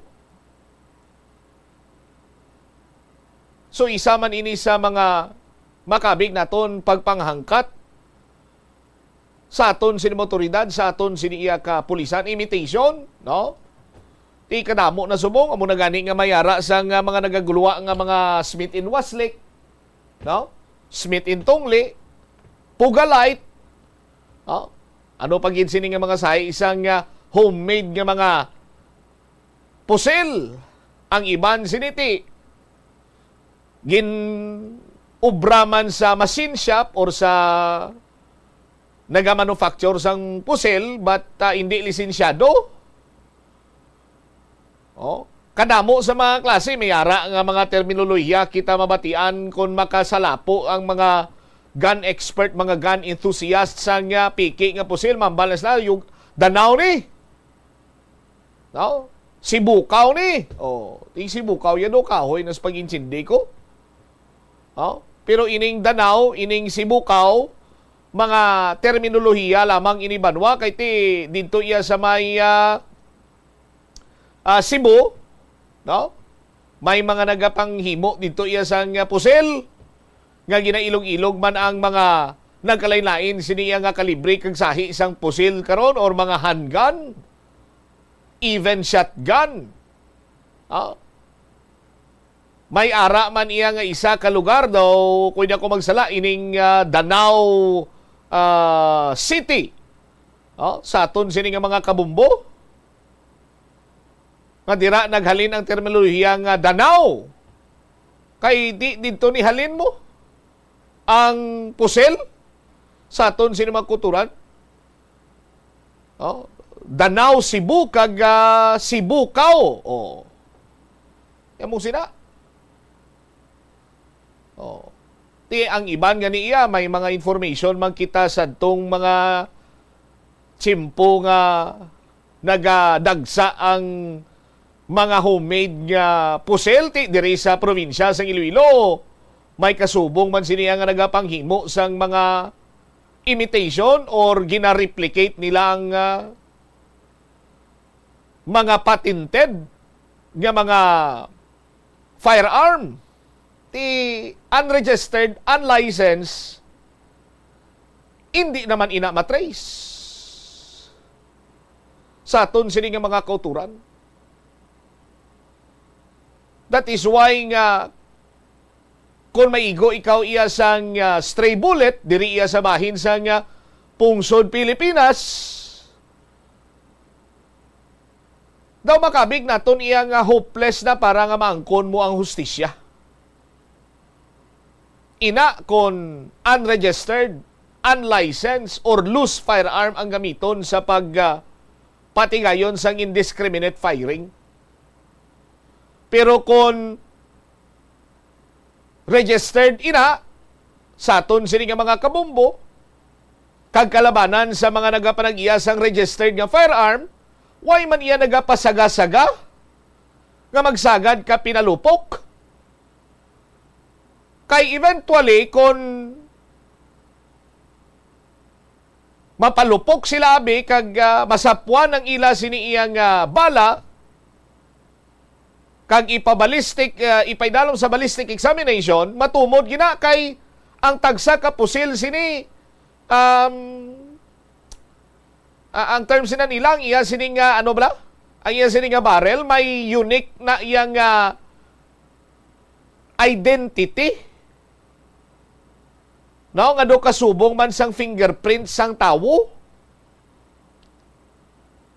No, ti nagadepende ni sa groove sa pagwa sang bala, ti dira mo na mabalaan kung sa ano nga kalibre sang pusil naghalin inang bala.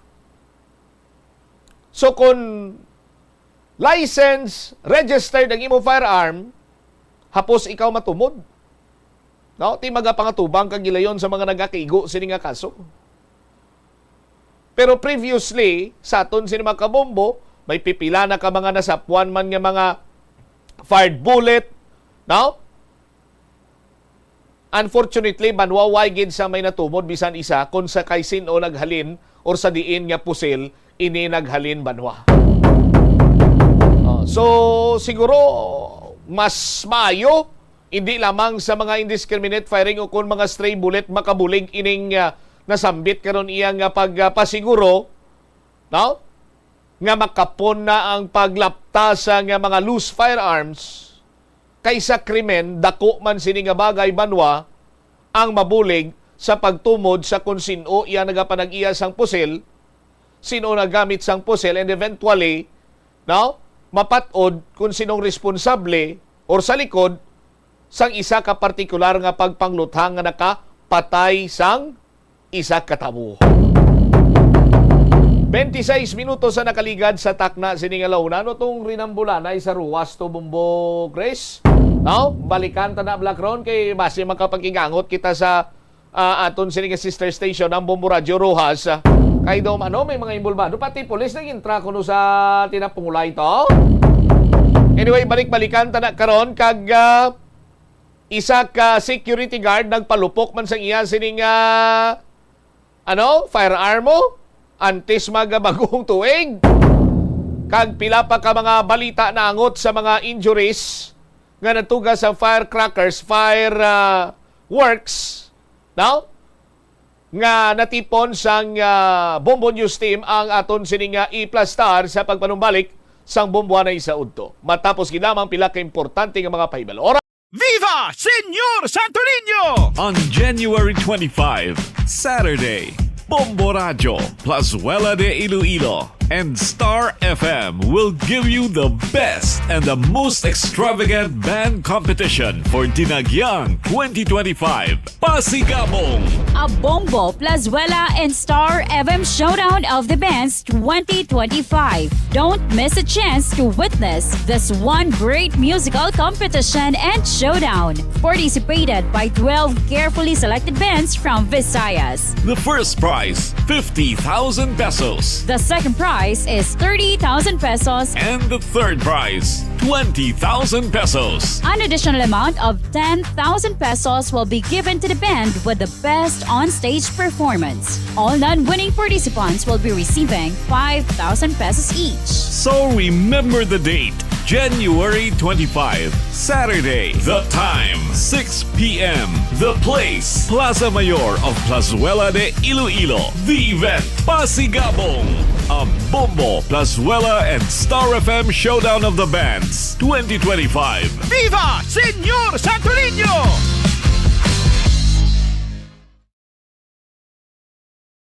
The Farmers Bazaar, your traditional public market with the touch of Plazuela Dos, ang isa ka lugar nga gintukod sa tion kag sa kasagsagan sa COVID-19 pandemic nga may tinutuyo nga maghatag sa imo sang safe marketing experience. Subong nga ang COVID-19 hindi na gid man dako nga pamahog kag nagapakadto na kita sa next normal. Rest assured nga ang Farmers Bazaar will further evolve agud nga magpadayon sa paghatag sa inyo sing satisfying marketing experience. The Farmers Bazaar. Sa lower level, tara na pahamtang ang fish, poultry, kag meat section para naman sa inyo mga kinahanglanon nga prutas, utan kag iban pa, magbisita sa upper level, pinaagi sa paggamit sa hagdanan o kon sa pagkadto direkta sa parking lot. The Farmers Bazaar, your traditional public market with the touch of Plazuela Dos.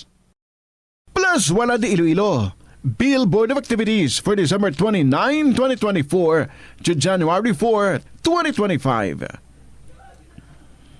Sa January 1, 2025, ang tanan ginaagda nga magtamong sa misa nga pagahiwaton sa Latolda umpisa alas 11 sang aga to celebrate the feast of the solemnity of the Blessed Virgin Mary, Mother of God. Ang Enero 3, 2025, among first Friday of the month, ini ang ikadose nga promesa ni Jesus nga ginhambal pinaagi kay Sister Margaret Mary Alacoc para sa tanan nga mga devotees sang Sacred Heart of Jesus. I promise you, in the excessive mercy of my heart, nga ang akon all-powerful love ang igahatag sa tanan nga magabaton sang Holy Communion sa first Fridays sa siyam ka consecutive months ang grasya sang final perseverance. They shall not die in my disgrace, nor without receiving the sacraments. Ang akon divine heart, among ilamangin safe refuge in this last moment. In line with this, Ginaagdang tanan nga mag-attend sang First Friday Mass to honor the Sacred Heart of Jesus sa La Tolda sa Enero 3, 2025. Mag-uumpisa alas 5:30 sa hapon. Ang Technocrats Band ang magasugod sang tuig with a big bang. Bangod sila na talana nga maghatag sa inyo sang one great musical show sa concert at the plaza. Umpisa alas 6 ang gabi sa Enero 4, 2025, Sabado. Sa tion sa musical show, napulo ka mga matahom nga plaswala di Iloilo, special edition mags kag madamo pa nga iban ang iga-paraffle sa mga suki sang plaswala di Iloilo. Sa Enero 5, 2025, Domingo, ginaagdang tanan nga mangin kabahin sang Eucharistic celebration nga pagkahiwaton sa La Tolda sa mga adlaw alas 11 sang aga. Sa tion sang Holy Mass, magpangamuyo kita sa Ginoo nga hatagan niya kita sang needed grace and strength agud at tubangon ang mga challenges sang tuig 2025. Plus Wala di Iloilo, we remain to be one with you in the common hope for a better community and a progressive country in 2025.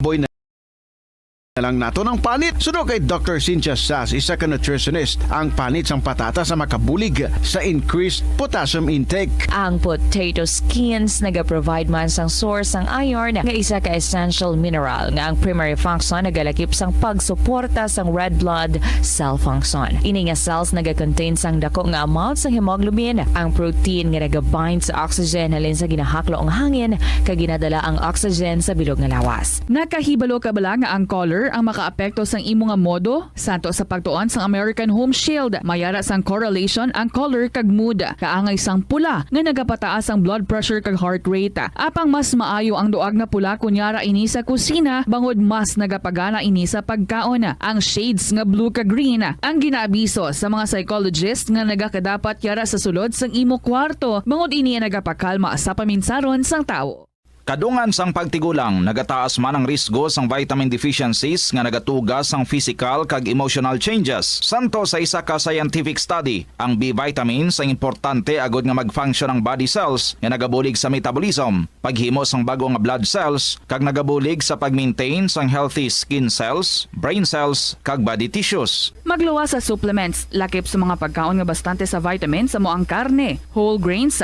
prutas, gatas, cheese kag mga ulutanon.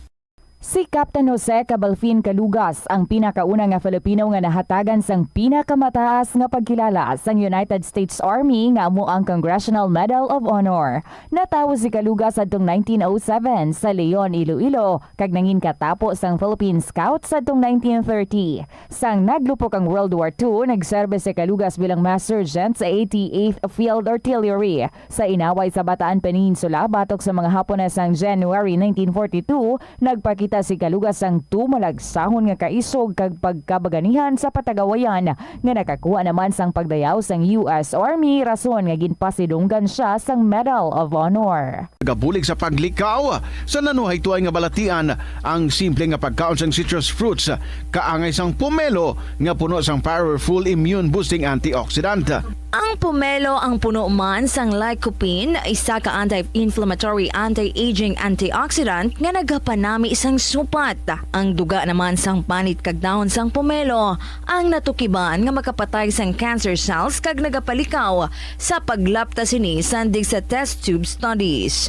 Help is available. Pinaagi sa pag-istorya, paghatag sang suporta, kag direkta nga bulig sa nagakinahanglan, mahimo mo gid nga mapunggan ang suicide kag makasalbar sang kabuhi. Santo sa World Health Organization, ang suicide ang fourth leading cause of death sa mga kabataan nagaedad 15 to 19 anyos. Kung ikaw o kung may kilala nga nagasuprer sa depresyon, mahimo nga mag-contact sa National Center for Mental Health Crisis Hotline sa numero 0966-351-4512. Likawan ang mga disgrasya nga dulot sang kuryente. Tabunan o konselyuhan ang mga wala nagamit nga electrical outlets. Ihaboy o kung ipa-repair ang mga electrical items nga may samad nga cords. Hukson sa saksakan ng mga electrical appliances antes ini i-repair. Hindi paghuslo na mga plug halin sa outlet nga ginabutong ang cord kay basi mabugto ini. Hindi pagpunon sa nakasaksak nga mga appliances o kon gadgets sa mga salaksakan. Hindi magtandog sa electrical appliances kung basa ang imo mga kamot. Likawan ang pagsaka o kon pagtandog sa puno o kon sangasang kahoy nga may nagalaylay nga kuryente.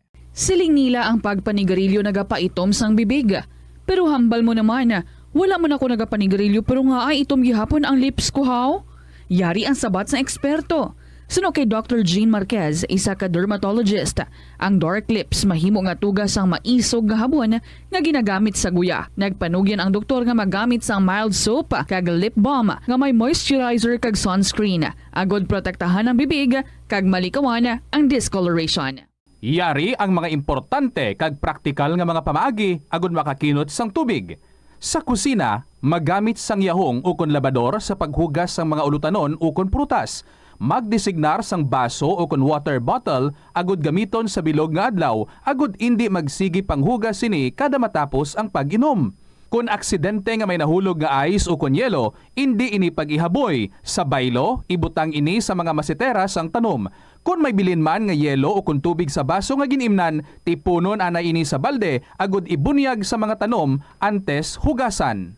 Ang Ilonggo nga si Eugenio Eugene Torre amo ang unang nga Filipino nga nakaangkon sang titulo nga chess grandmaster matapos siya ang nagdaog sang silver medal sa ginhiwat nga 21st Chess Olympiad sa Nice, France sang 1974. Sang 1976 sa isa ka chess tournament sa Manila, naghimo pagid sang maragtas si Torre bilang una nga nakaluto sa sadtuanay world champion nga si Anatoly Karpov sang Russia.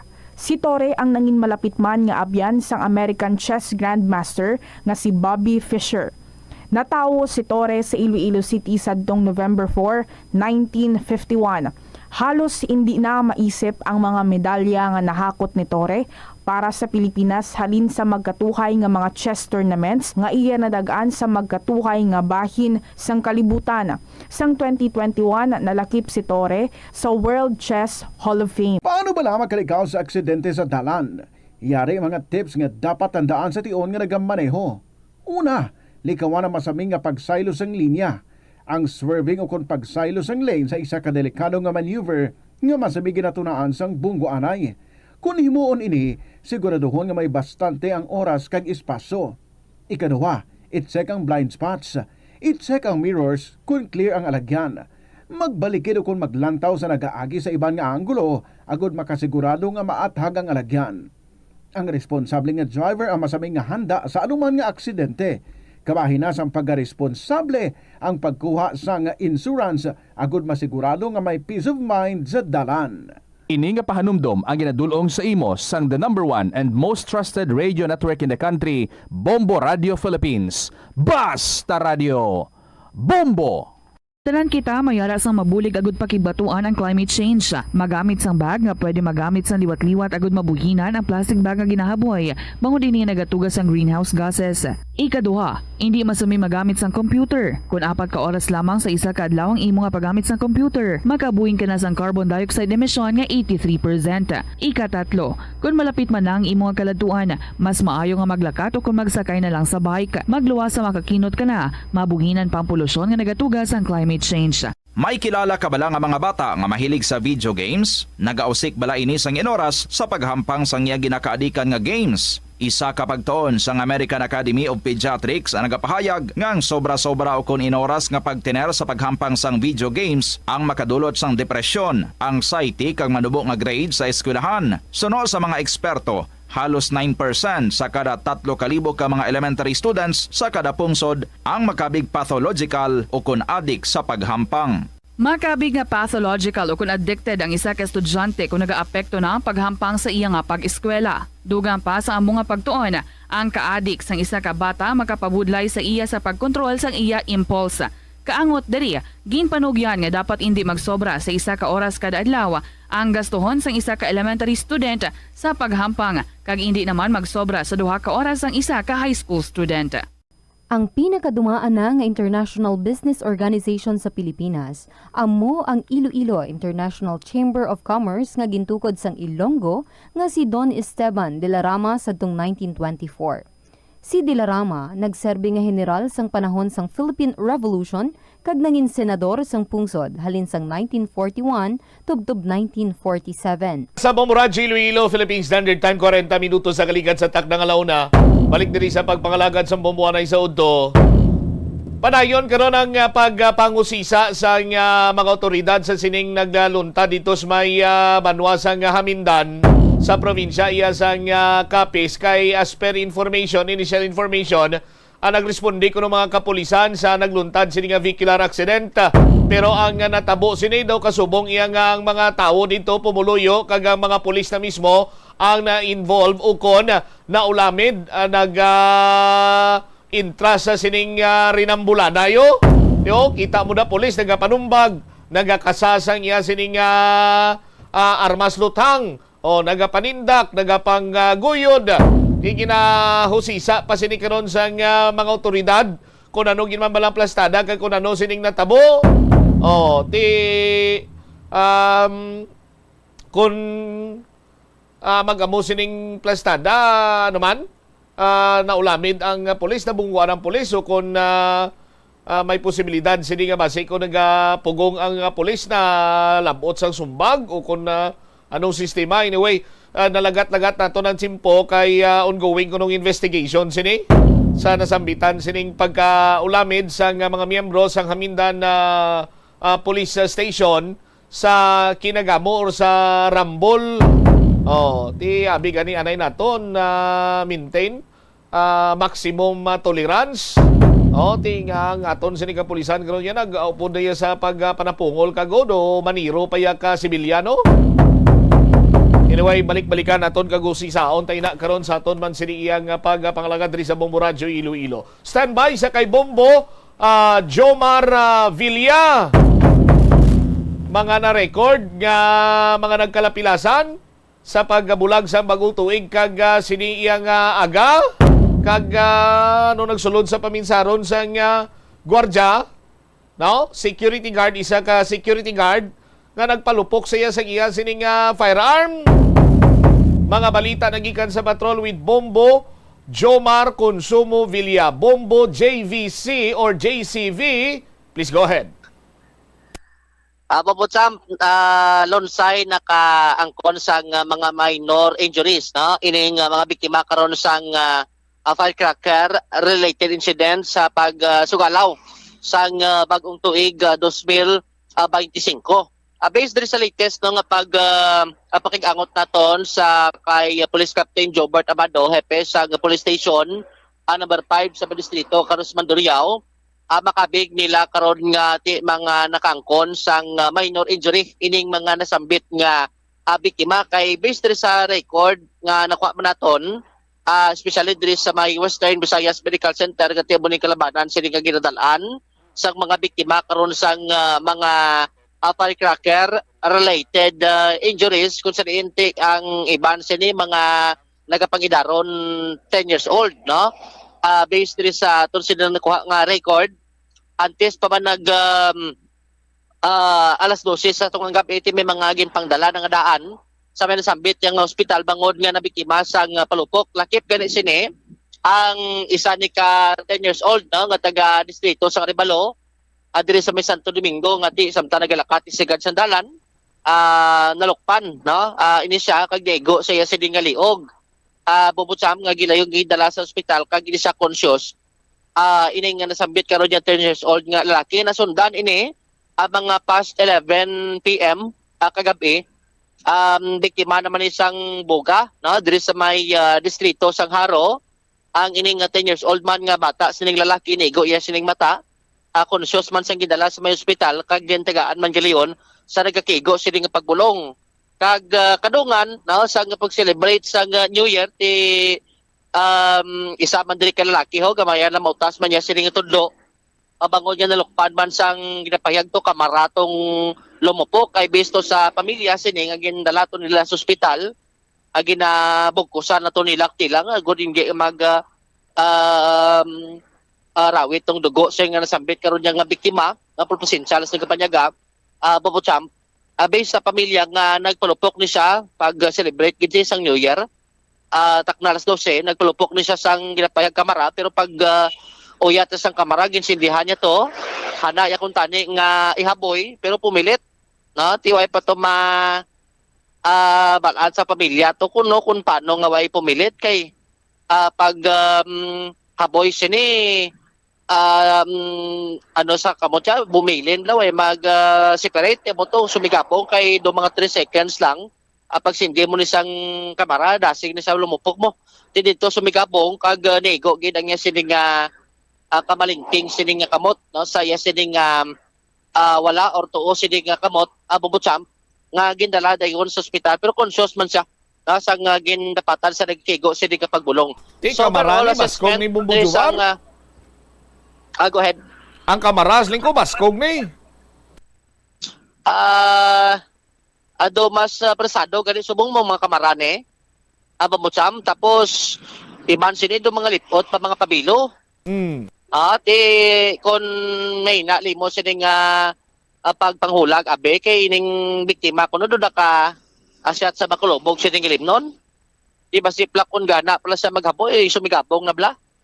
Ang palupok aboto nga nalabot gid nga sini nga kamot. Bobocham. Di lakip sini ang assessment sa kapulisan may pila ka mga ginagmay nga mga reklamo.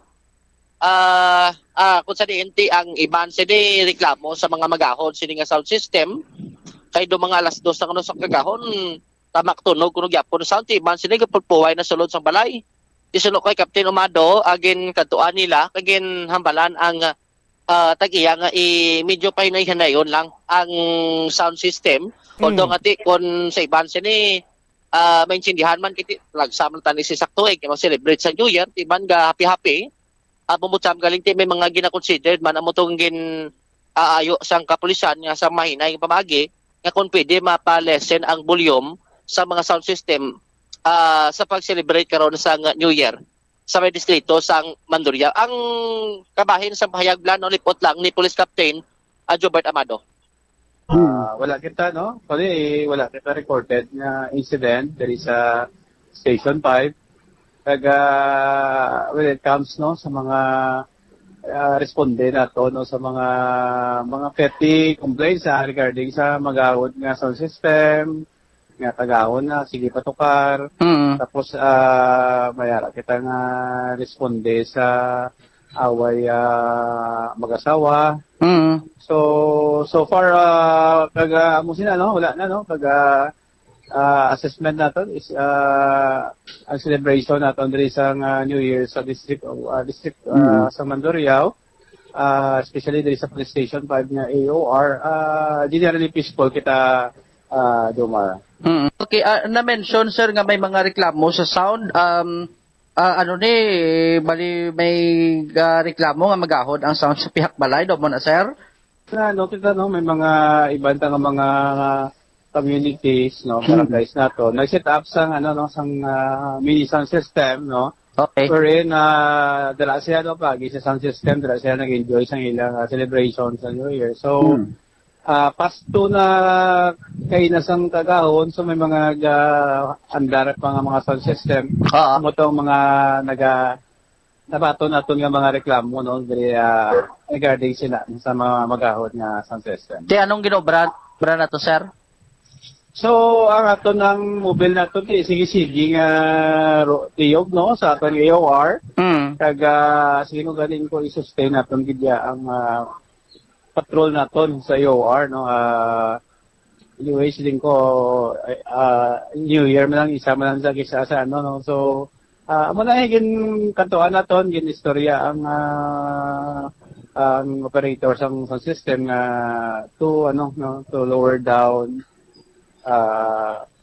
ihinayon kag ultimately after mga pila ka hours gin patay man nila ang system. Kaya mo sila sang respeto sa mga kaigod nila nga tili nga pawayway na. Sa mga firecracker incident do may mga pila sa Western pero do mga minor lang sir? No, so far no may recorded nga firecracker incident pero hindi diri sa district of Mandurriao no may raketa to kagabi nga ako kagawon nga na kuha daw yato sang I think Arevalo wala to ko no. Napiskan do yan no na paso no born man to hindi mo ganito gid nga related nga nalokpan ato na natalangan na siguro nasunog nasunog ang iyang kalti sa lawas yan. Sige. Na batian si Police Captain Gilbert Hamado, hepe sa Police Station number 5. Sa pihak sining bahin, iti kadungan man sa sining pag-celebrate naton sa New Year, may mga pila ka recorded nga mga shooting incident sa may probinsya sa Iloilo, especially diri sa may bahin sang Barutak Nuevo, Iloilo. Pambutsag daw ti kadungan man sa sining pagbulag sang tuig. At diri siya nag-overnight sa may police station. Ining security guard na. Nagluntad ini siya sa may sakop sa poblasyon. Barutak Nuevo Iloilo kung saan ining security guard ang nagpalupok no sang ginapayag inani karon nga service firearm antes pa man nga celebrate kita sa tuig 2025 bumbu champion sa latest ri karon ginahitso na diri sang Barutak Nuevo Municipal Police Station ang mga dokumento no nga ipasaka karon sa sining nagakaigo sining kaso batok sa sining security guard. Ang arestado amo ni si alias Boy 26 anyos kag ini siya security guard sa isa ka business establishment sa may nasambit sini karon nga lugar.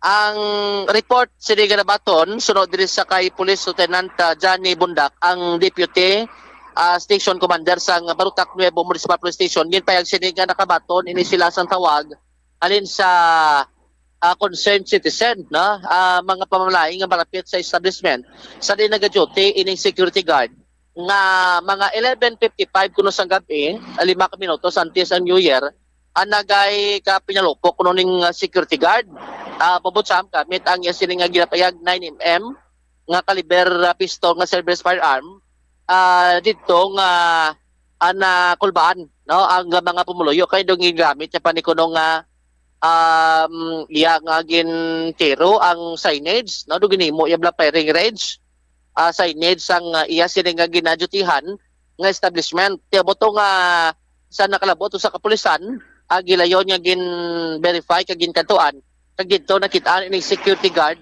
nga mismo sa lugar kung saan ginataklos pa sini no ang iya sining armas isuno kay Lieutenant Bundak mahalong masila nga nag-approach sa security guard kay based sa pag-usisa nila na recover tong armas nga may magazine with loaded pa kuno sang live ammunition di ba sikon may ina lang imo sini nga pag-approach biba kasi kapag abot sa police stop nilokpan so mayo man kay Lieutenant Bundak natigayon nila nga ma-aresto ning subject kag ginakuha ining sining armas kag lakip sini nga na-recover dito sa lugar ang anom no ka empty shell sa ginapatihan ining 9mm nga caliber pistol nga ginapaligahan karon sang security guard lakip sini suno kay Bundak agin pangitaan siya sang mga dokumento bubutsam regarding sa sining pag-detailed sa lugar o kung detailed order why sa sang ginpakita ang dokumento sa kapulisan at the same time dokumento sang iya sining armas nga ginawyatan bubutsam ti amo to isaman sa nagtulod sa kapulisan nga dito na lang siya ipatulogol sa police station kag ang matabo sini bangod nga ti makabig pa nga lost firearm kay tiway sa mga dokumento amo ni subong ang isa sa ginapreparar diri sa kapulisan nga ipasaka sang nagakaigo sini nga kaso lakip man sini mayo lang kay way sang iban sini abig ang mga pumuluyo nga naigo during sang iya sini nga pagpalupok ay ginapayagan der particular sa influensya kuno sa makulubog sining ilimnon pero ni Bombo Jomar on duty ni siya hindi siya kuno duty panggabi. Pero naka-uniforme? Ang security guard way lang ma-mention kung naka-uniform o kung wala. Pero ang confirmed diri nga iya duty that time. Ano gina-dutyan yung establishmento ni? Wala na mention this establishment lang. Suno sa kapulisan. All right.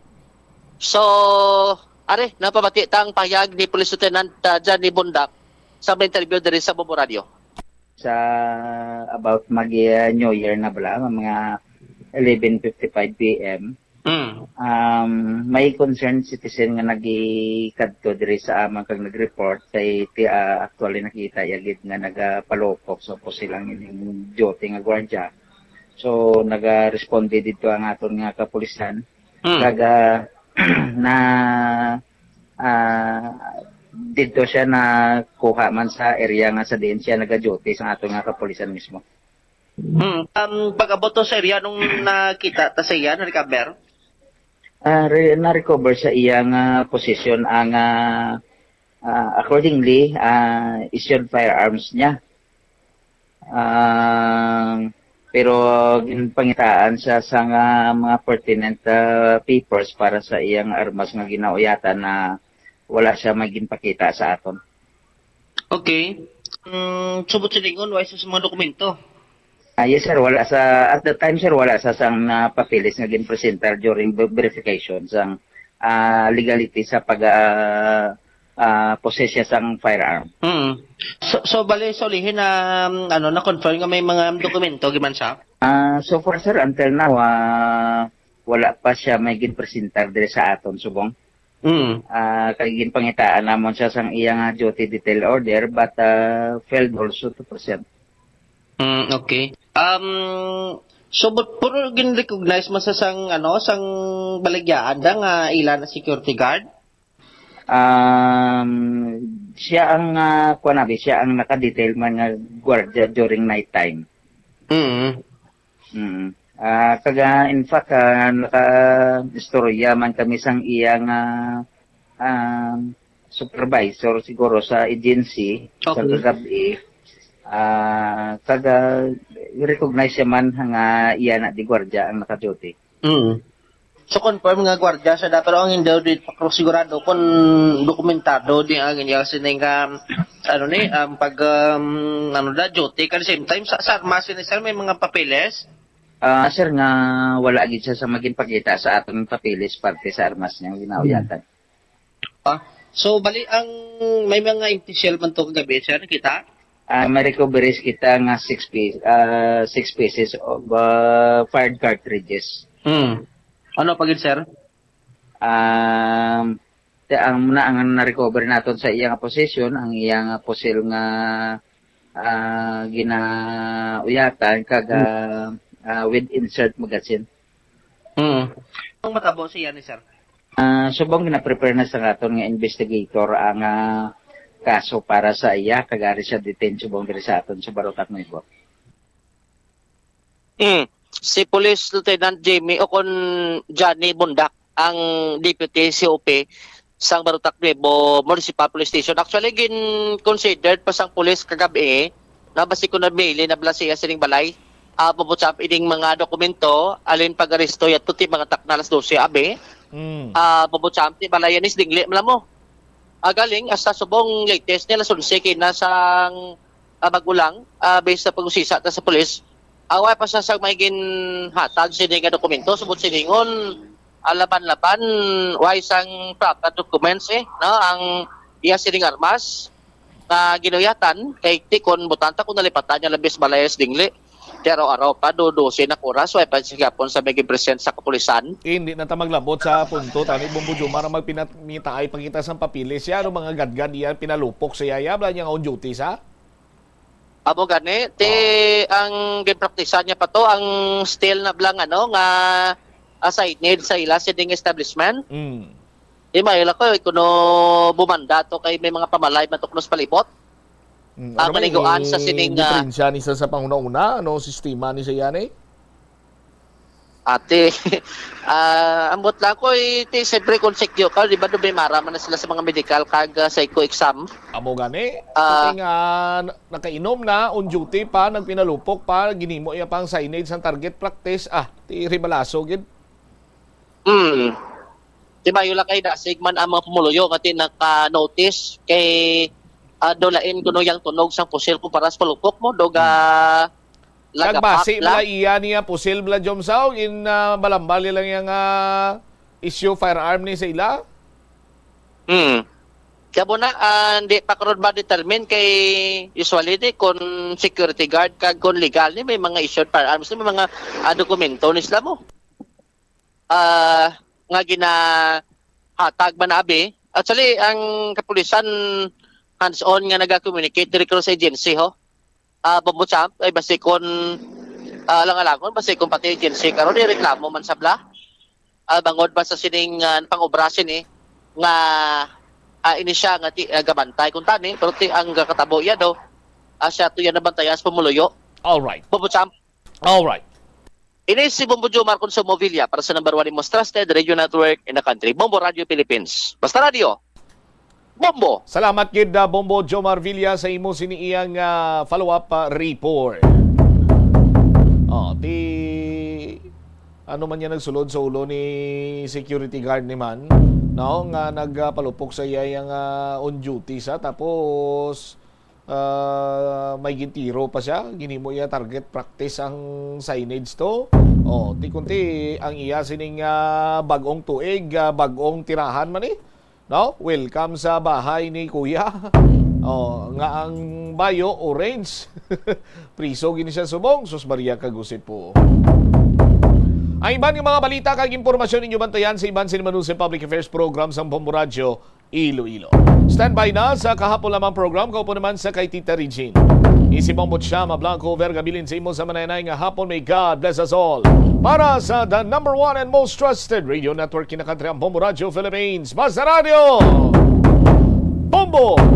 The Farmers Bazaar, your traditional public market with the touch of Plasuelados, ang isa ka lugar nga gintukod sa tion kag sa kasagsagan sa COVID-19 pandemic nga may tinutuyo nga maghatag sa imo sang safe marketing experience. Subong nga ang COVID-19 hindi nagidman dako nga pamahog kag nagapakadto na kita sa next normal. Rest assured nga ang Farmers Bazaar will further evolve agud yung magpadayon sa paghatag sa inyo sing satisfying marketing experience. The Farmers Bazaar.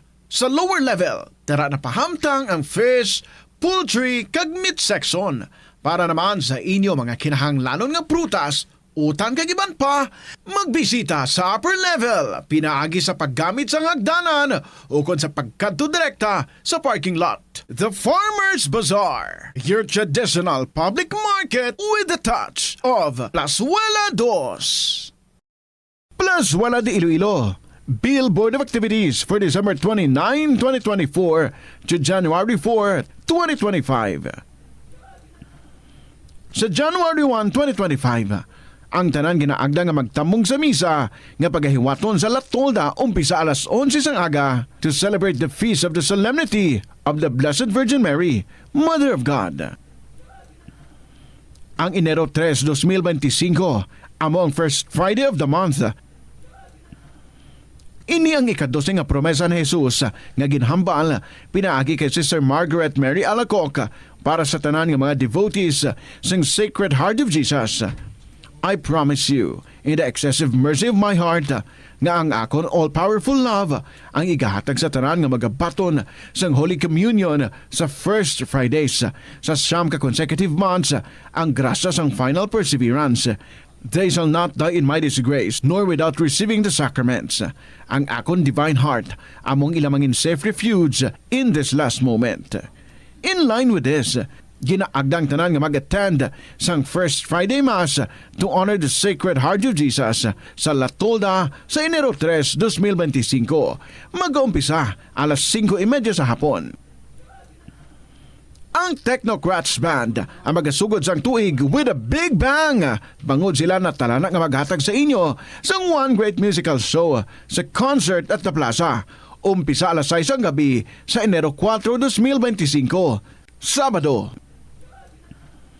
Sa tion sa musical show, napuno ka mga matahom nga Plasuela de Iloilo, special edition mags kag madamo pa nga iban ang igaparafol sa mga suki sang Plasuela de Iloilo. Sa Enero 5, 2025, Domingo, ginaagdang tanan nga mangin kabahin sang Eucharistic celebration nga pagkahiwaton sa Latolda sa mga adlaw, alas 11 sang aga. sa tion sang Holy Mass. Magpangamuyo kita sa Ginoo nga hatagan niya kita sang needed grace and strength agud at tubangon ang mga challenges sang tuig 2025. Plus Wala di Iloilo, we remain to be one with you in the common hope for a better community and a progressive country in 2025.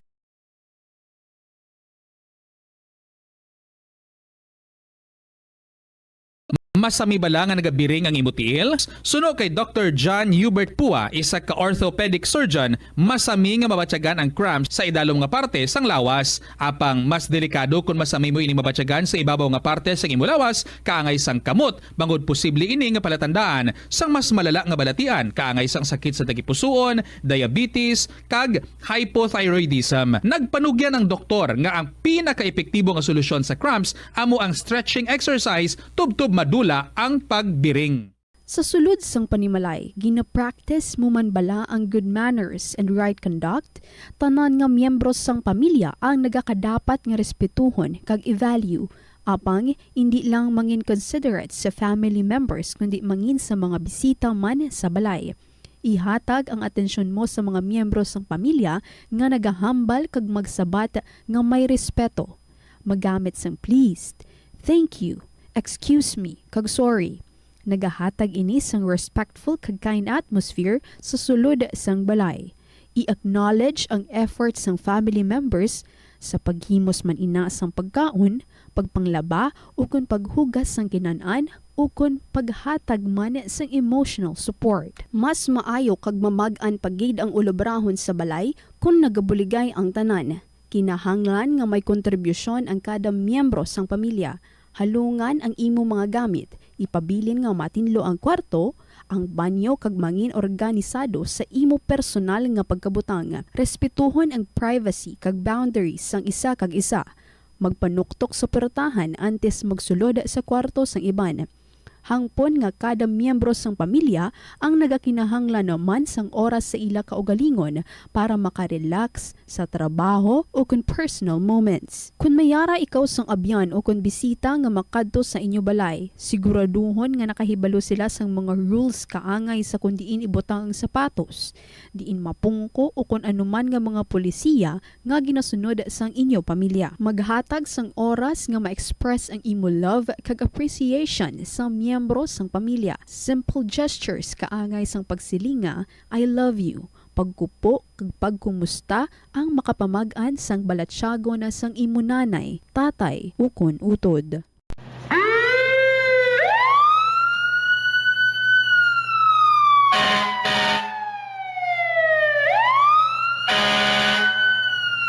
Yari ang mga tips agud nga malikawan ang sunog sa balay. Ini pagpabayaan ang kusina samtang nagaluto. Kung kinahanglan nga magbiya sa kusina, siguruhon nga may mabantay sang pagkaon nga imo ginaluto, bangod sinigundos lang ang pag-ibwal sang kalayo. Taguon ang anuman nga flammable products sa husto nga lugar. Ang household cleaners kag items kaangay sang hairspray o kung shaving cream, ang delikado kung i-expose sila sa source of heat. Ibutang ang mga ini sa cool area. I-maintain ang mga wires antes magsaksak sa sakit. Sikyaron nga walay ni sang kinagtan sa ang ido o kung iban nga sapat, ilabi na kung ikaw ang may hinuptanan. Kung may damaged wire, isla nini sa gilayon. Siguruhon man nga may yara sang fire extinguisher o kung fire blanket sa balay. Dapat man nga nakaibalo ang tanan nga family member magamit sang fire extinguisher agod mapalong inigilayon.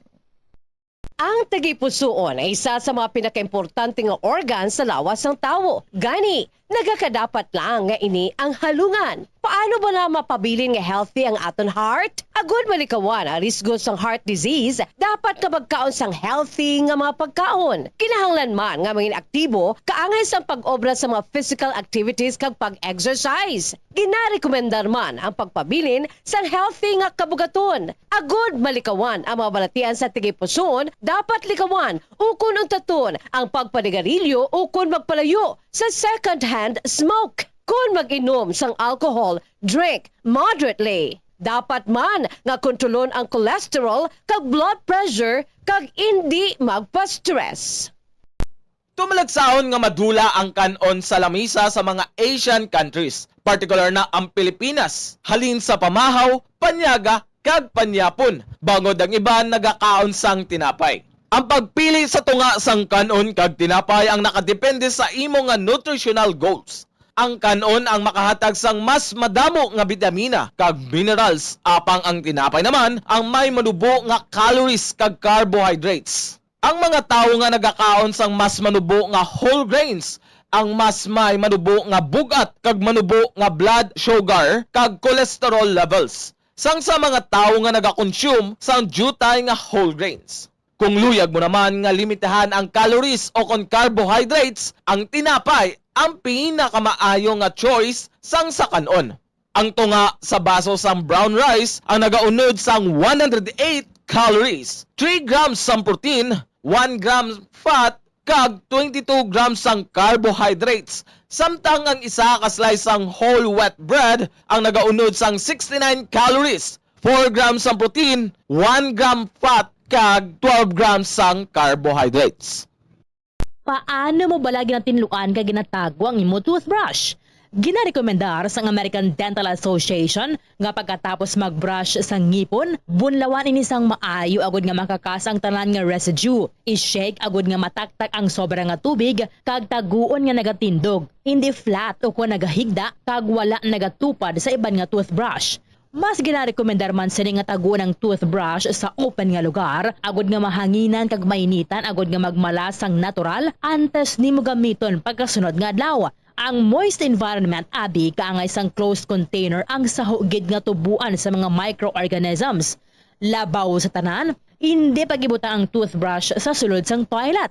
Kung gamay ang imo toilet kag makusog ang flusher, ang toilet water ang delikado para sa imo toothbrush bangod sa lang ini nga malapot sang agsik sang tubig. Santo sa pagtuon, ang microorganisms halin sa toilet ang sarang nga magtumbo sang 2.7 feet to 6 feet. Gani sarang nga malabot ang imo toothbrush kag masulod sa imo ba ang higo. Ginarekomendar man sa American Dental Association nga isla ng toothbrush kada 3 ka bulan.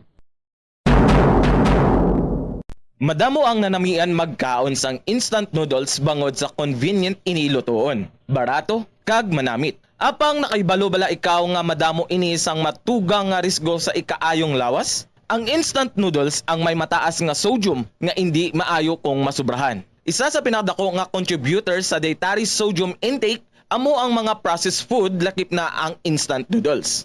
Nagaunod man ini sang MSG nga naangot sa mga sintomas kaangay sang pagsakit sang ulo, nausea, high blood pressure, pagpalangluya, chest pain kag heart palpitation.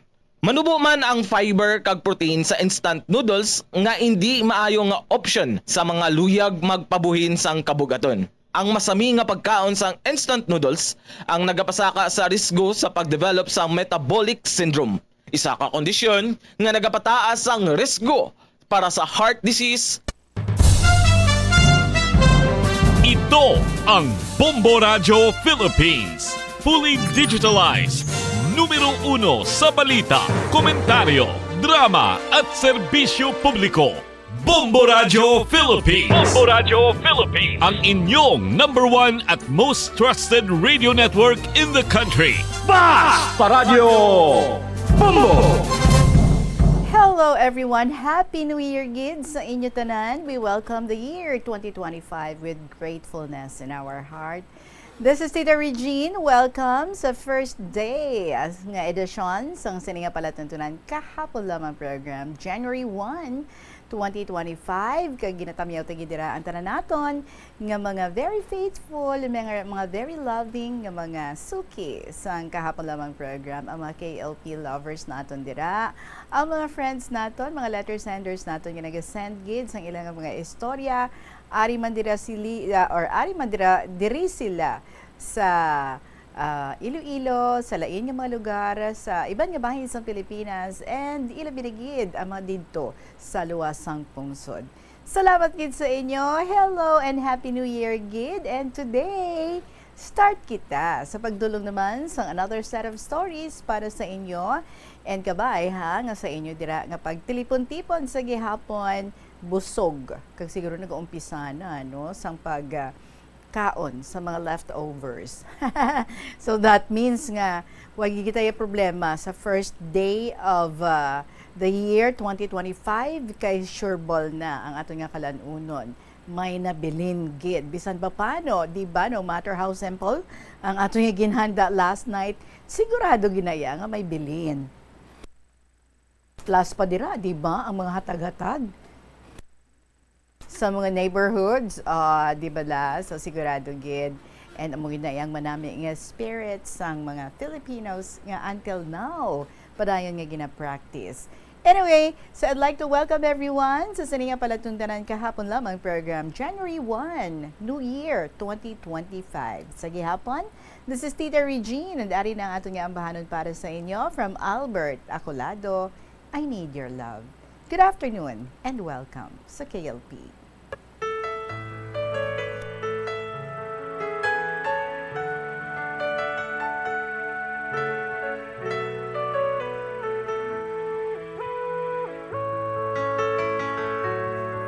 I need your love, you brighten up my day. When I'm with you, happiness never fades away. I need your love each moment of my life. The memories shared together kept that love alive. I can't forget you, and it won't be easy. I've loved you for a long, long time. How I cherish those moments, and no one can take your place. Deep within, forever in my heart.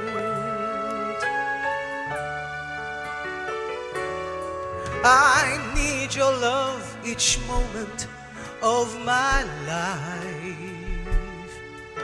The memories shared together kept that love alive. I can't forget you, and it won't be easy. I've loved you for a long, long time. How I cherish those moments, and no one can take your place. Deep within, forever in my heart.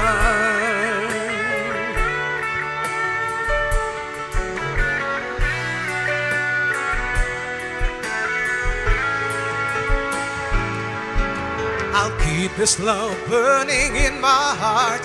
I hope somehow along the way our love will always meant to be. Oh, please believe in me that I need you. I need your love. I can't forget you, and it won't be easy. I've loved you for a long, long time. How I cherish those moments, and no one can take your place. Deep within, forever in my heart. I can't forget you, and it won't be easy. I've loved you for a long, long time. How I cherish those moments, and no one can take your place. Deep within, forever in my heart. Girl, I need you, I need your love. Girl, I need you, I need your love. Girl, I need you, I need your love.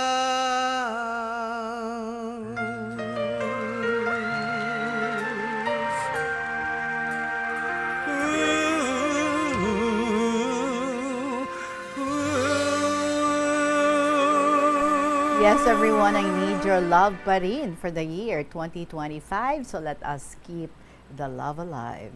20 minutes after 2 o'clock, sa mga bago lang dila nagbukas ang ilang mga Radio Sets. Happy New Year, gid. Si Tita Regine, nagapangalagad na para sa kahapon lamang program. Kag may una kita din nga sulat nga ang iya nga ayo pang January, gid ya. So sige imbukada sang bagong tuig. May letter kita nagikan kay Neni sa Barangay Kamalig, Haro, Iloilo City. Dear Tita Regine.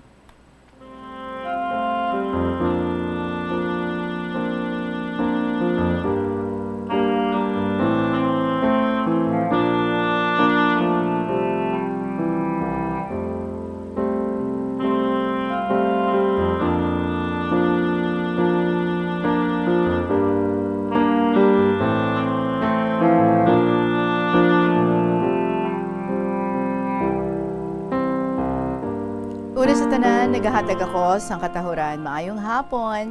Subong man sa tanan nga nagapamati sang bantog nga programa kahapon lamang ilabinigid sa tanan nga katapo. Sang bantog nga waragwagan ang Bombo Radyo.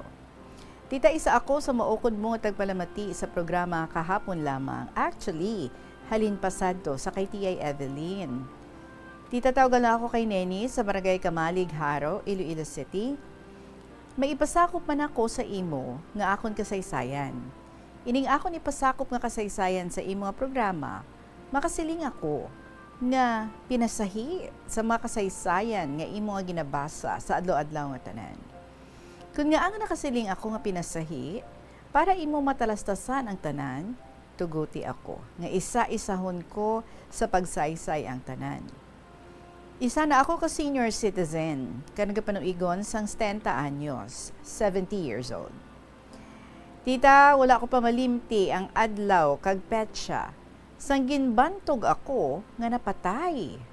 Bulan sang Enero, petsa 5 sang year 2024 lang.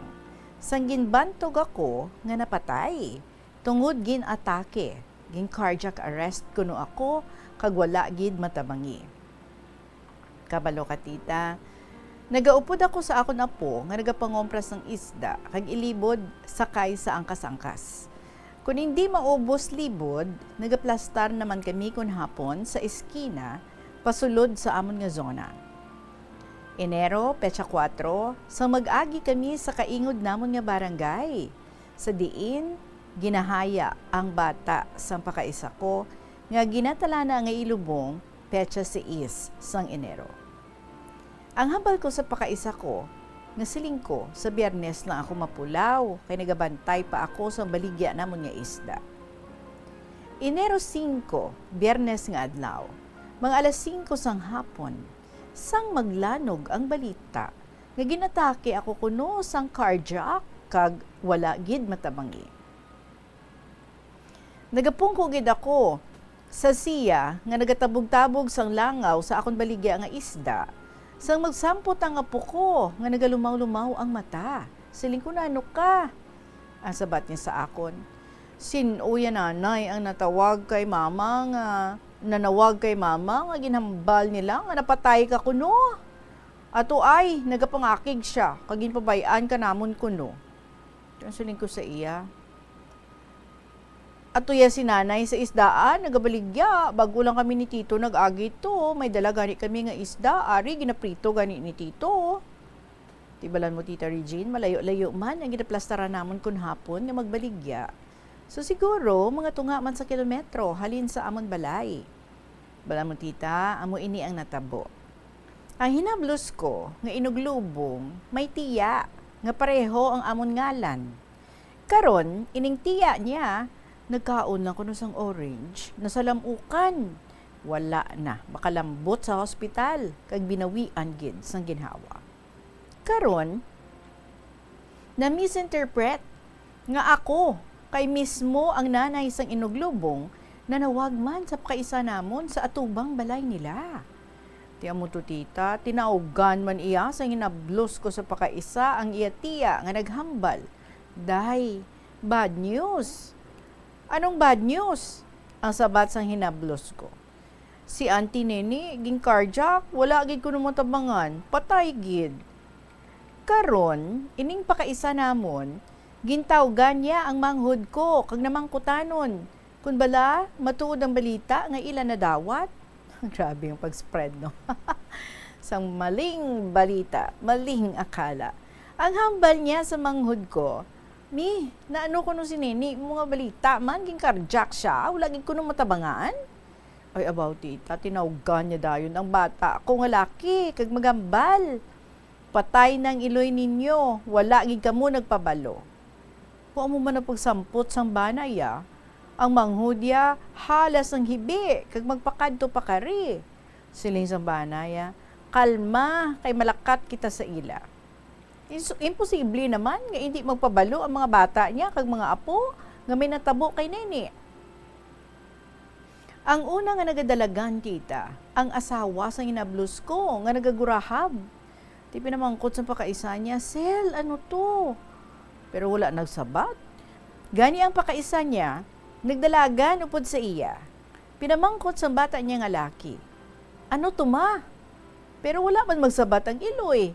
Di kundi naghuyab man ang bata niya upod sa ila.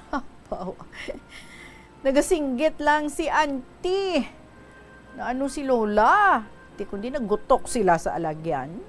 Karon na manghod ko nga laki, nanawag sa sipi sang hinablos manamon nga diri man lang sa amon tupad.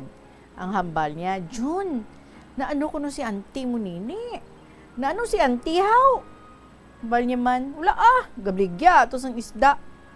Anong wala? Lapit ka mo da? Wala ka mo kabalong, aging carjack siya, kag wala na matabangan. Tinghambal sa hinablos ko, bago lang nagalin si asawahon, kag si Mona nga nagbakado sang isda kay auntie. Ano kunuhaw? Di mga alas 3 pasado. Hindi yan si auntie na misinterpret siguro, basi lain iya nga neni. Pagsampot sang apo ko, nga naglibod ka isda, siling ko. May mos na lang ta, mapuli, kagin bantog na ako nga napatay. Nagkadlaw siya. Siling niya nga, sino nagambal? Ay ambot na misinterpret. Man, pareho ang amon ngalan. So samtang nga nagdalaga ng motor, nasugata namon ang hinablos ko nga nagahibi. Tinagpundo kami. Siling ko, anong ginahibi ninyo? Buhi pagani ko, ginahibian na ninyo? Dayon niya hako sa akon, kag maghambal. Salamat sa Diyos, kay hindi ikaw auntie. Naglakad kami. Samtang nagapalapit kami sa tabok lang namon sa atubang sang Tiangge. Ara sila sa atubang nga nagatalindog. May nagakadlaw, may nagahibi. Siguro, sa sobra na nila nga kalipay, tungod hindi ako ang ginatumod sang amo nga balita. Ang manghod ko naman niya nga bayi, naguntat lang sang hibi, sang maistorya niya ko sa cellphone. Ang tag-iya sang Tiangge, sa diin nagatilindog ang mahinablos ko, naghambal, ari man ni si Manang kapag safe and sound. Siling niya sa ako nang, mayo gani na, samtang buhi ka, nakita mo kung ano ila reaksyon, nagapakita lang, nga palangga kanila. So sa adlaw sang lubong, Tita Regine, nagkilita ay kami nga magpalakaisa, masighakos na lang sila sa akon, nga nagahibi. Siling ko, hala, kalag ko na lang bala ang ginahakos ninyo. Nagkilinadlaw na lang sila Swerte ko, hindi ko payaguro swerte. Or siling ko, hindi ko payaguro swerte, nga bawion sa makaako ang kabuhi nga ginpahulam niya sa akon. So, tubtub na lang diri, Tita Regine, pasensya sa kalawig sa akon sulat.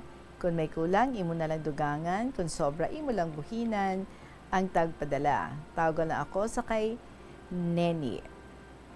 Sang Barangay Kamalig, Haro, Iloilo City.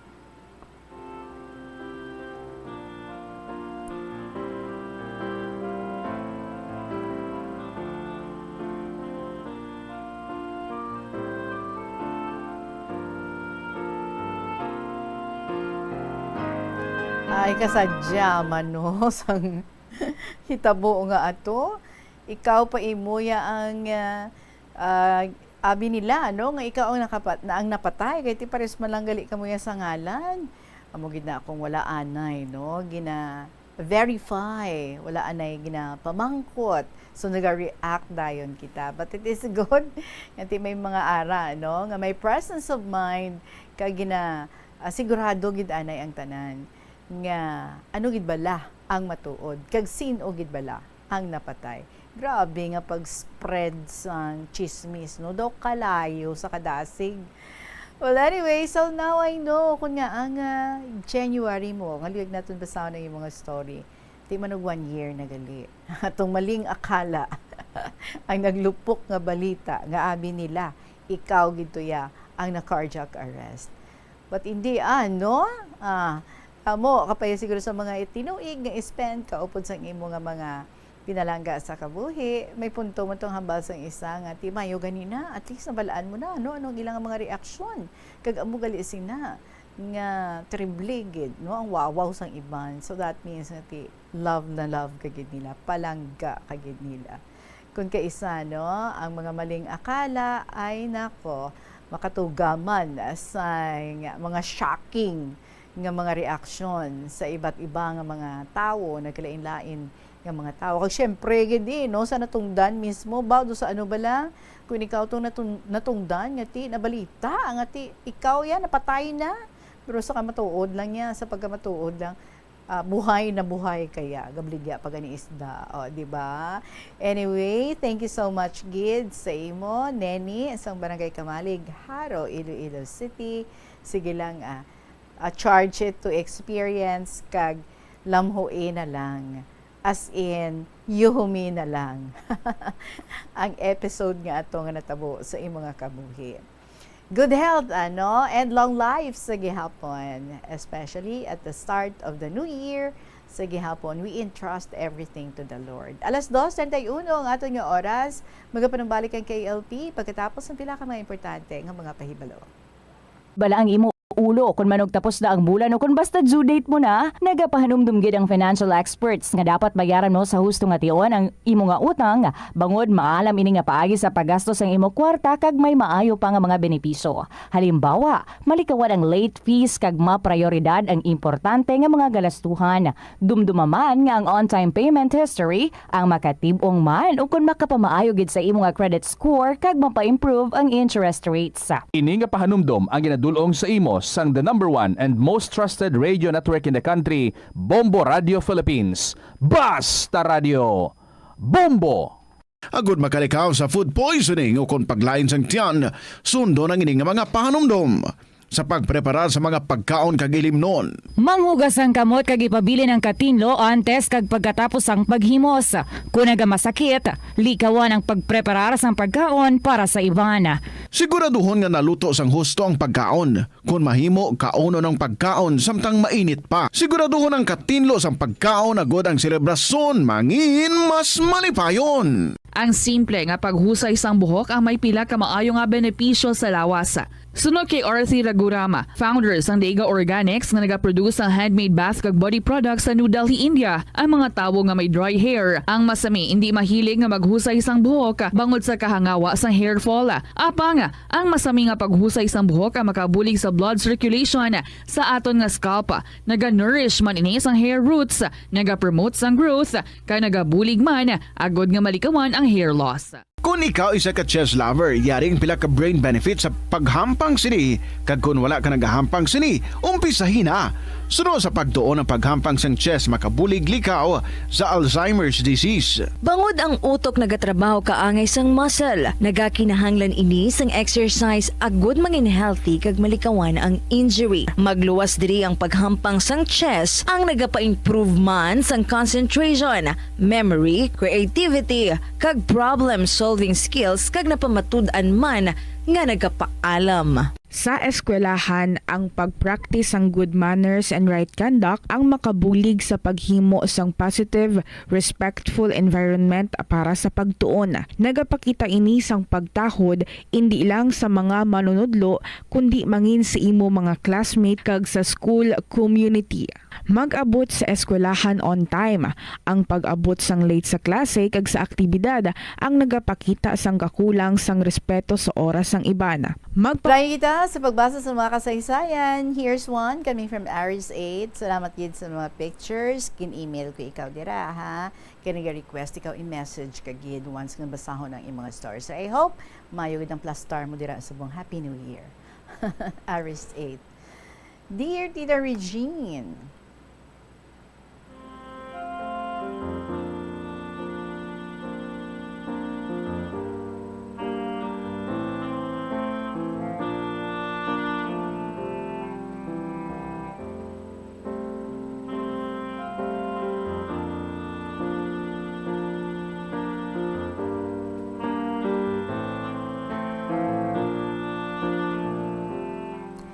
Tita, mayong hapon sa imo, kag sa imo nga tagpalamati. Pwede mo bala ako ma-message once nga mabasa mo na ini kay tita kun kay isa matulugan na ako kapamati kag hulat sa imo programa kun hapon. Salamat gid. I hope ha na-receive mo ako nga email dira sa imo.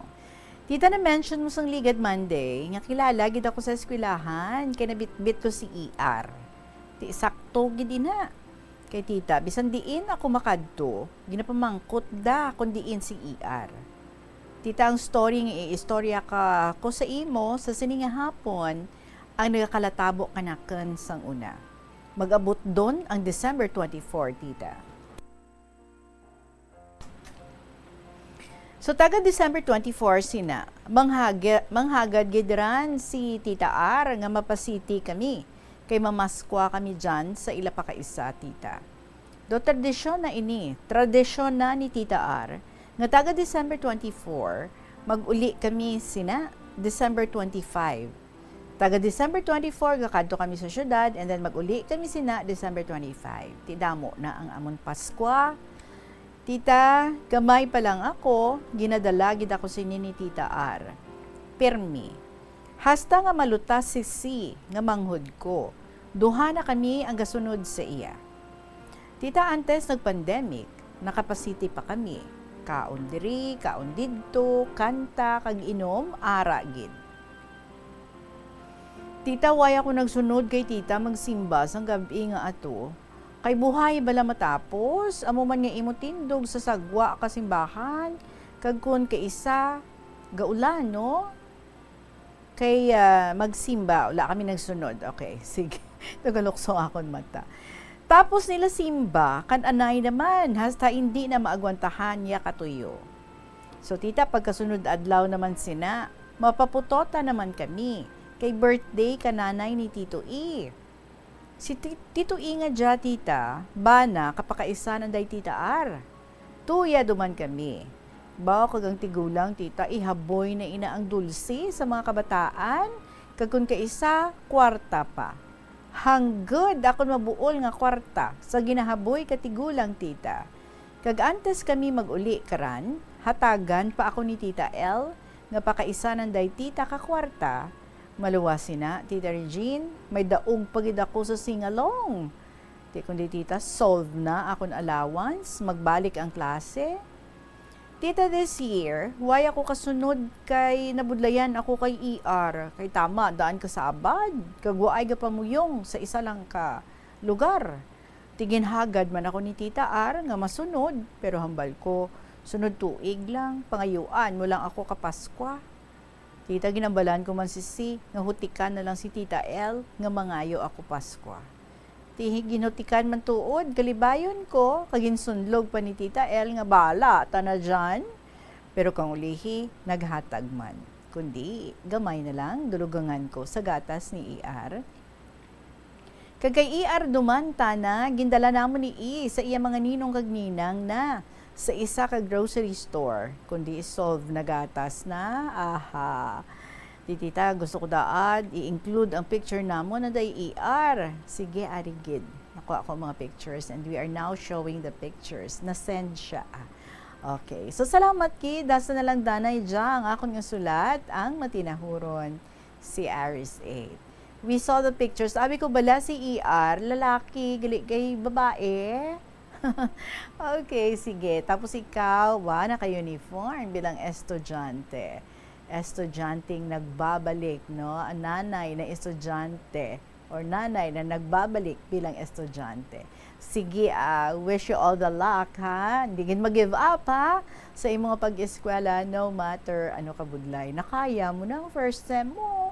Pudupod ng si ER, di ba? Damo man ang nagayaya, kagiyayo kay si ER. Anyway, thank you so much, kids, sa imo. Aris 8, sige, share mo sa amon this afternoon. 39 minutes after 2 o'clock, magabalik kita pagkatapos sa pinaka-importante ng mga pahibalo. Simple nga pagi agod makakinot sang tubig. Magpamunyag lang sang tanom kon ginakinahanglan kag nagakadapat. Magtala na sang adlaw kag oras ang pagpamunyag sa mga tanom kag sundon ini. Bunyagan sa makaisa lang ang mga tanom sa sinang adlaw. Antes maglas 9 sa aga ang mas nagakabagay nga oras sa pagpamunyag agod nga mas makapanalupsop ini sa mga gamot kag mangin available sa bilog nga adlaw. Mas nanamian bala ikaw magtuon sa balay ipaanggid sa eskwelahan nga madamo ang tawo? Isa ka panugyan para epektibo ang pagtuon sa balay, amo ang pagpangita sa designated area agud nga matiniran kung ikaw nagasulat, nagabasa o kung nag-review. Pwede man nga lamesa sa kusina o kung sa desk sa gawa sang inyong nga balay, pero hindi gid magigda sa imo nga katre samtang nagatuon. Inibagod nagakatemtar gid ikaw nga magpiyong-piyong, tubtub nga dalayon na ikaw nga matulugan. Siguraduha man nga malimpyo kag organisado ang lugar nga imo ginatun-an. Ini nga pahanumdom ang ginadulong sa imo sang the number 1 and most trusted radio network in the country, Bombo Radio Philippines. Basta Radio Bombo!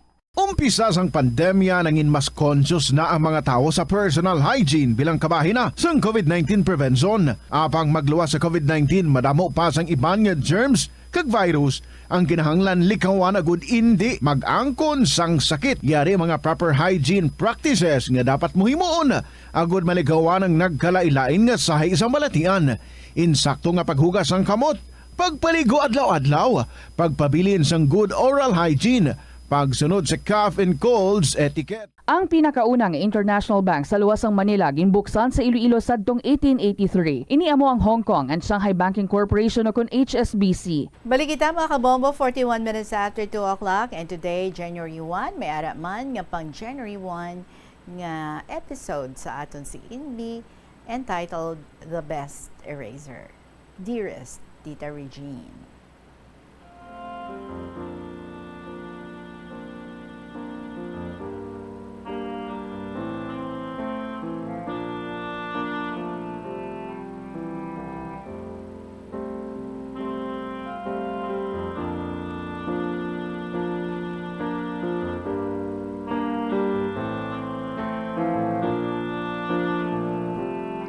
Hi, Tita Regine, all staff and members of Bombo Radio Philippines, sa mga fellow KLP letter senders ko dira. Good afternoon. Tita Regine, waay isa sa aton nga perfecto, hindi bala? Yes. Waay isa sa aton nga waay nagagamit sang eraser every time kung magsala kita sa pagsulat. Correct. Sumangita gidayon sang eraser para nga makorreksyonan. Kung nag-type man gani kita kagod magsala, may whiteout man nga i-erase para aton dayon nga makorreksyonan. So amo ang pinakamadali ta nga ginahimo kung magsala ang aton ginaobra. Kaga amo gid ka-importante ang eraser sa kinabuhi ta. Siguro way pa naton makit-i, matalupangdan kag matungkad kung ano nga eraser ang makapapali sang aton nga mga kasakit. Pare sa abisang sakit sa buot, sakit sa huna-huna, kag sakit sa tagipusoon. Nahanduraw ko pa sang una, may natabo sa pihak lang sang amon baryo.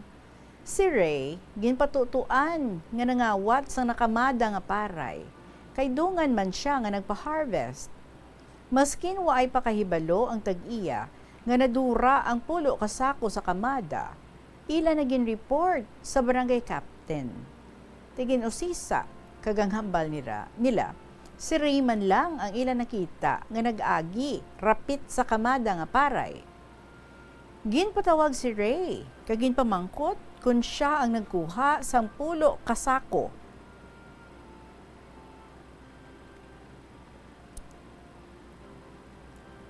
Sang pulo kasako nga paray sa kamada. Tiyang sabat ni Ray, way takon makakuha, hindi ko gani marapala ng trabaho ko, karon manghilabot ba ako sang hindi akon? Hindi ko di mahimo, hindi. Paano ko kuno makarga ang napulo kasako nga isa lang ako? Abi gamita man ninyo ang husto ninyo nga paino-ino. Imposible man di ang pagpasibangod ninyo sa akon. Maskin ida nga tadaya sa korte, waay ako nahadlok sa inyo. Kay duro ka mo, kag isa lang ako, ay ang Diyos nakamaan sang tanan. May mata siya nga nakakita, kag may durunggan siya nga nakabati. Amo ang pahayag kag pamangkot ni Ray nga hindi nanda masabat. Igo na ako nag-agi, karon ako ng inyo nga pasibangdan. Ano kamo? Basi ibalikan kita, akusar, kag malupot kamo tanan sa presohan.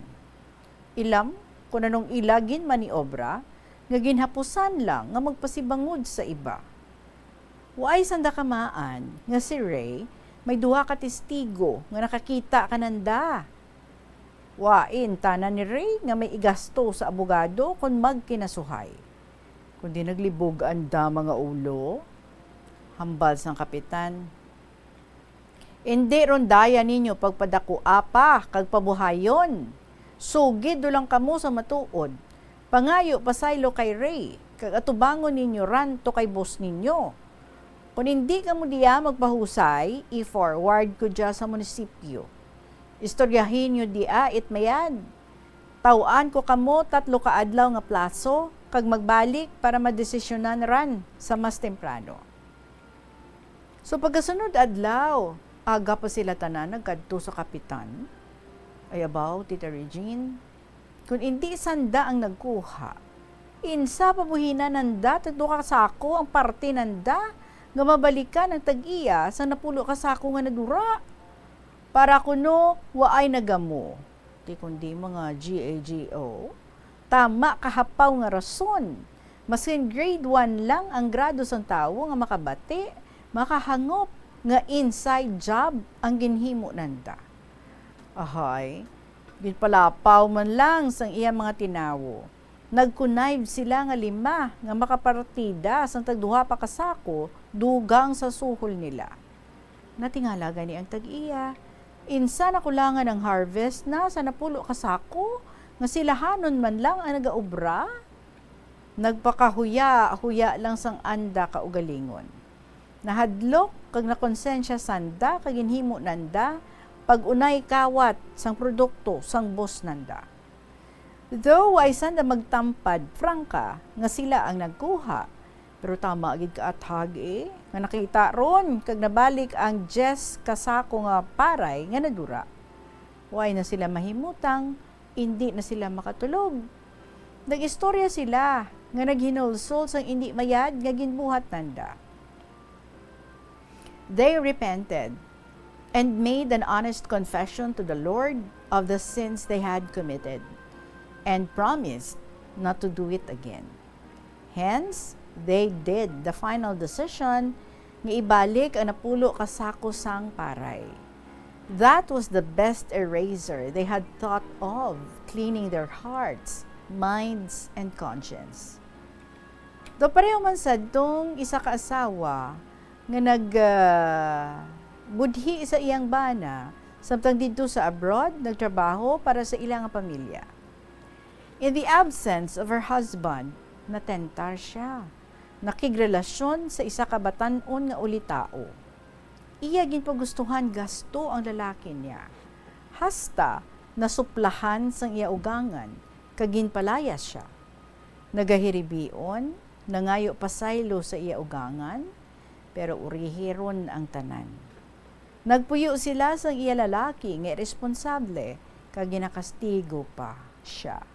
So perte ang iya paginulsol, kaginbantayan ang pag-abot sang iya bana, kag magluhod pangayo sang pasaylo.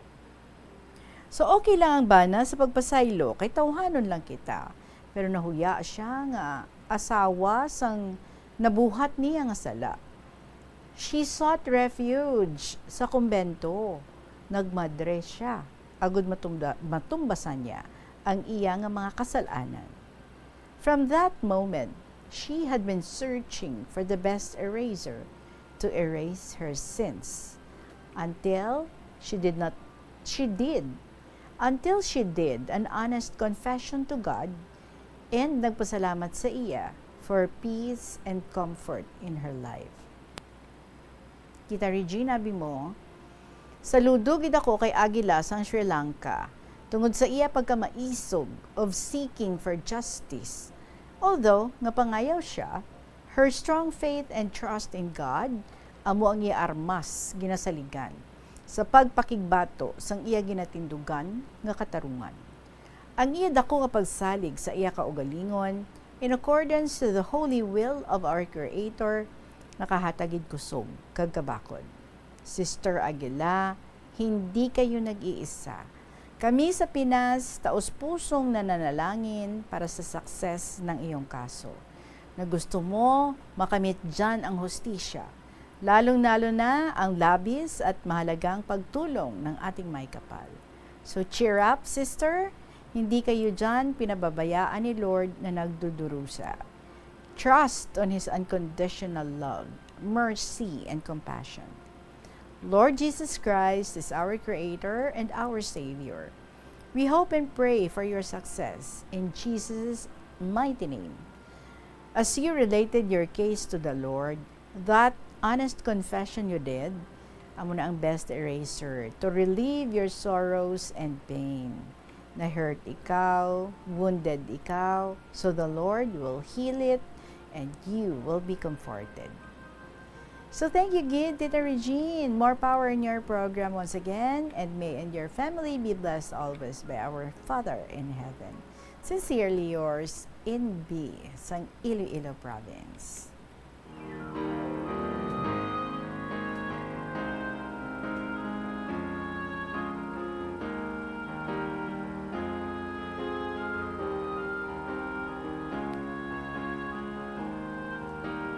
Amagid na, no matter ano katago mo sa katotohanan, later on, ma-surface gidya kung ano ang matuod. So, do kahapos mo lang tuod, no? Do kahulas mo lang dakpon kung sinugid ang real culprit. Sinugid ang utok-utok sa pagkuha sang napulo ka sa ako nga paray nga nakamada. Di ka simple malanggid gali, no? It was an inside job, pero ang ilalanggid is may ginpatutuan lang sila nga isa katawo. But mayo na lang kay si Ray, very firm sa iya man nga panindugan nga hindi siya guilty, hindi siya ang may kahimuan sadto, kag kun mapamatud-an basi balikan pa sila sang kaso. And so moy na, no matter kung ano katago naton, ang truth would always come out, and the truth shall set us free. Gani, no? Sa pagsugod sa bagong tuig, kabay nga way kita sang mga hindi manami nga himuon sa isikitawo naton or sa tagsa sa aton, and goodness lang, no? Ang aton nga pangibabawon, and we have always to remember nga ang pagpalangga is overflowing coming from the Lord, and free man naton ina. We can give freely the love nga una niya gid nga ginhatag sa aton. So thank you so much gid sa imo sa mga nice stories nga gina-share mo diri sa aton. Very inspiring. In Beats ang Iloilo Province. Happy New Year sa imo. Magapanubalik ang KLP pagkatapos ng pila kami importante nga mga pahibalo. Viva Señor Santo Niño! On January 25, Saturday, Bombo Radio, Plazuela de Iloilo, and Star FM will give you the best and the most extravagant band competition for Dinagyang 2025, Pasigabong. A Bombo, Plazuela, and Star FM Showdown of the Bands 2025. Don't miss a chance to witness this one great musical competition and showdown. Participated by 12 carefully selected bands from Visayas. The first prize, 50,000 pesos. The second prize is 30,000 pesos. And the third prize, 20,000 pesos. An additional amount of 10,000 pesos will be given to the band with the best on-stage performance. All non-winning participants will be receiving 5,000 pesos each. So remember the date, January 25, Saturday. The time, 6 p.m. The place, Plaza Mayor of Plazuela de Iloilo. The event, Pasigabong.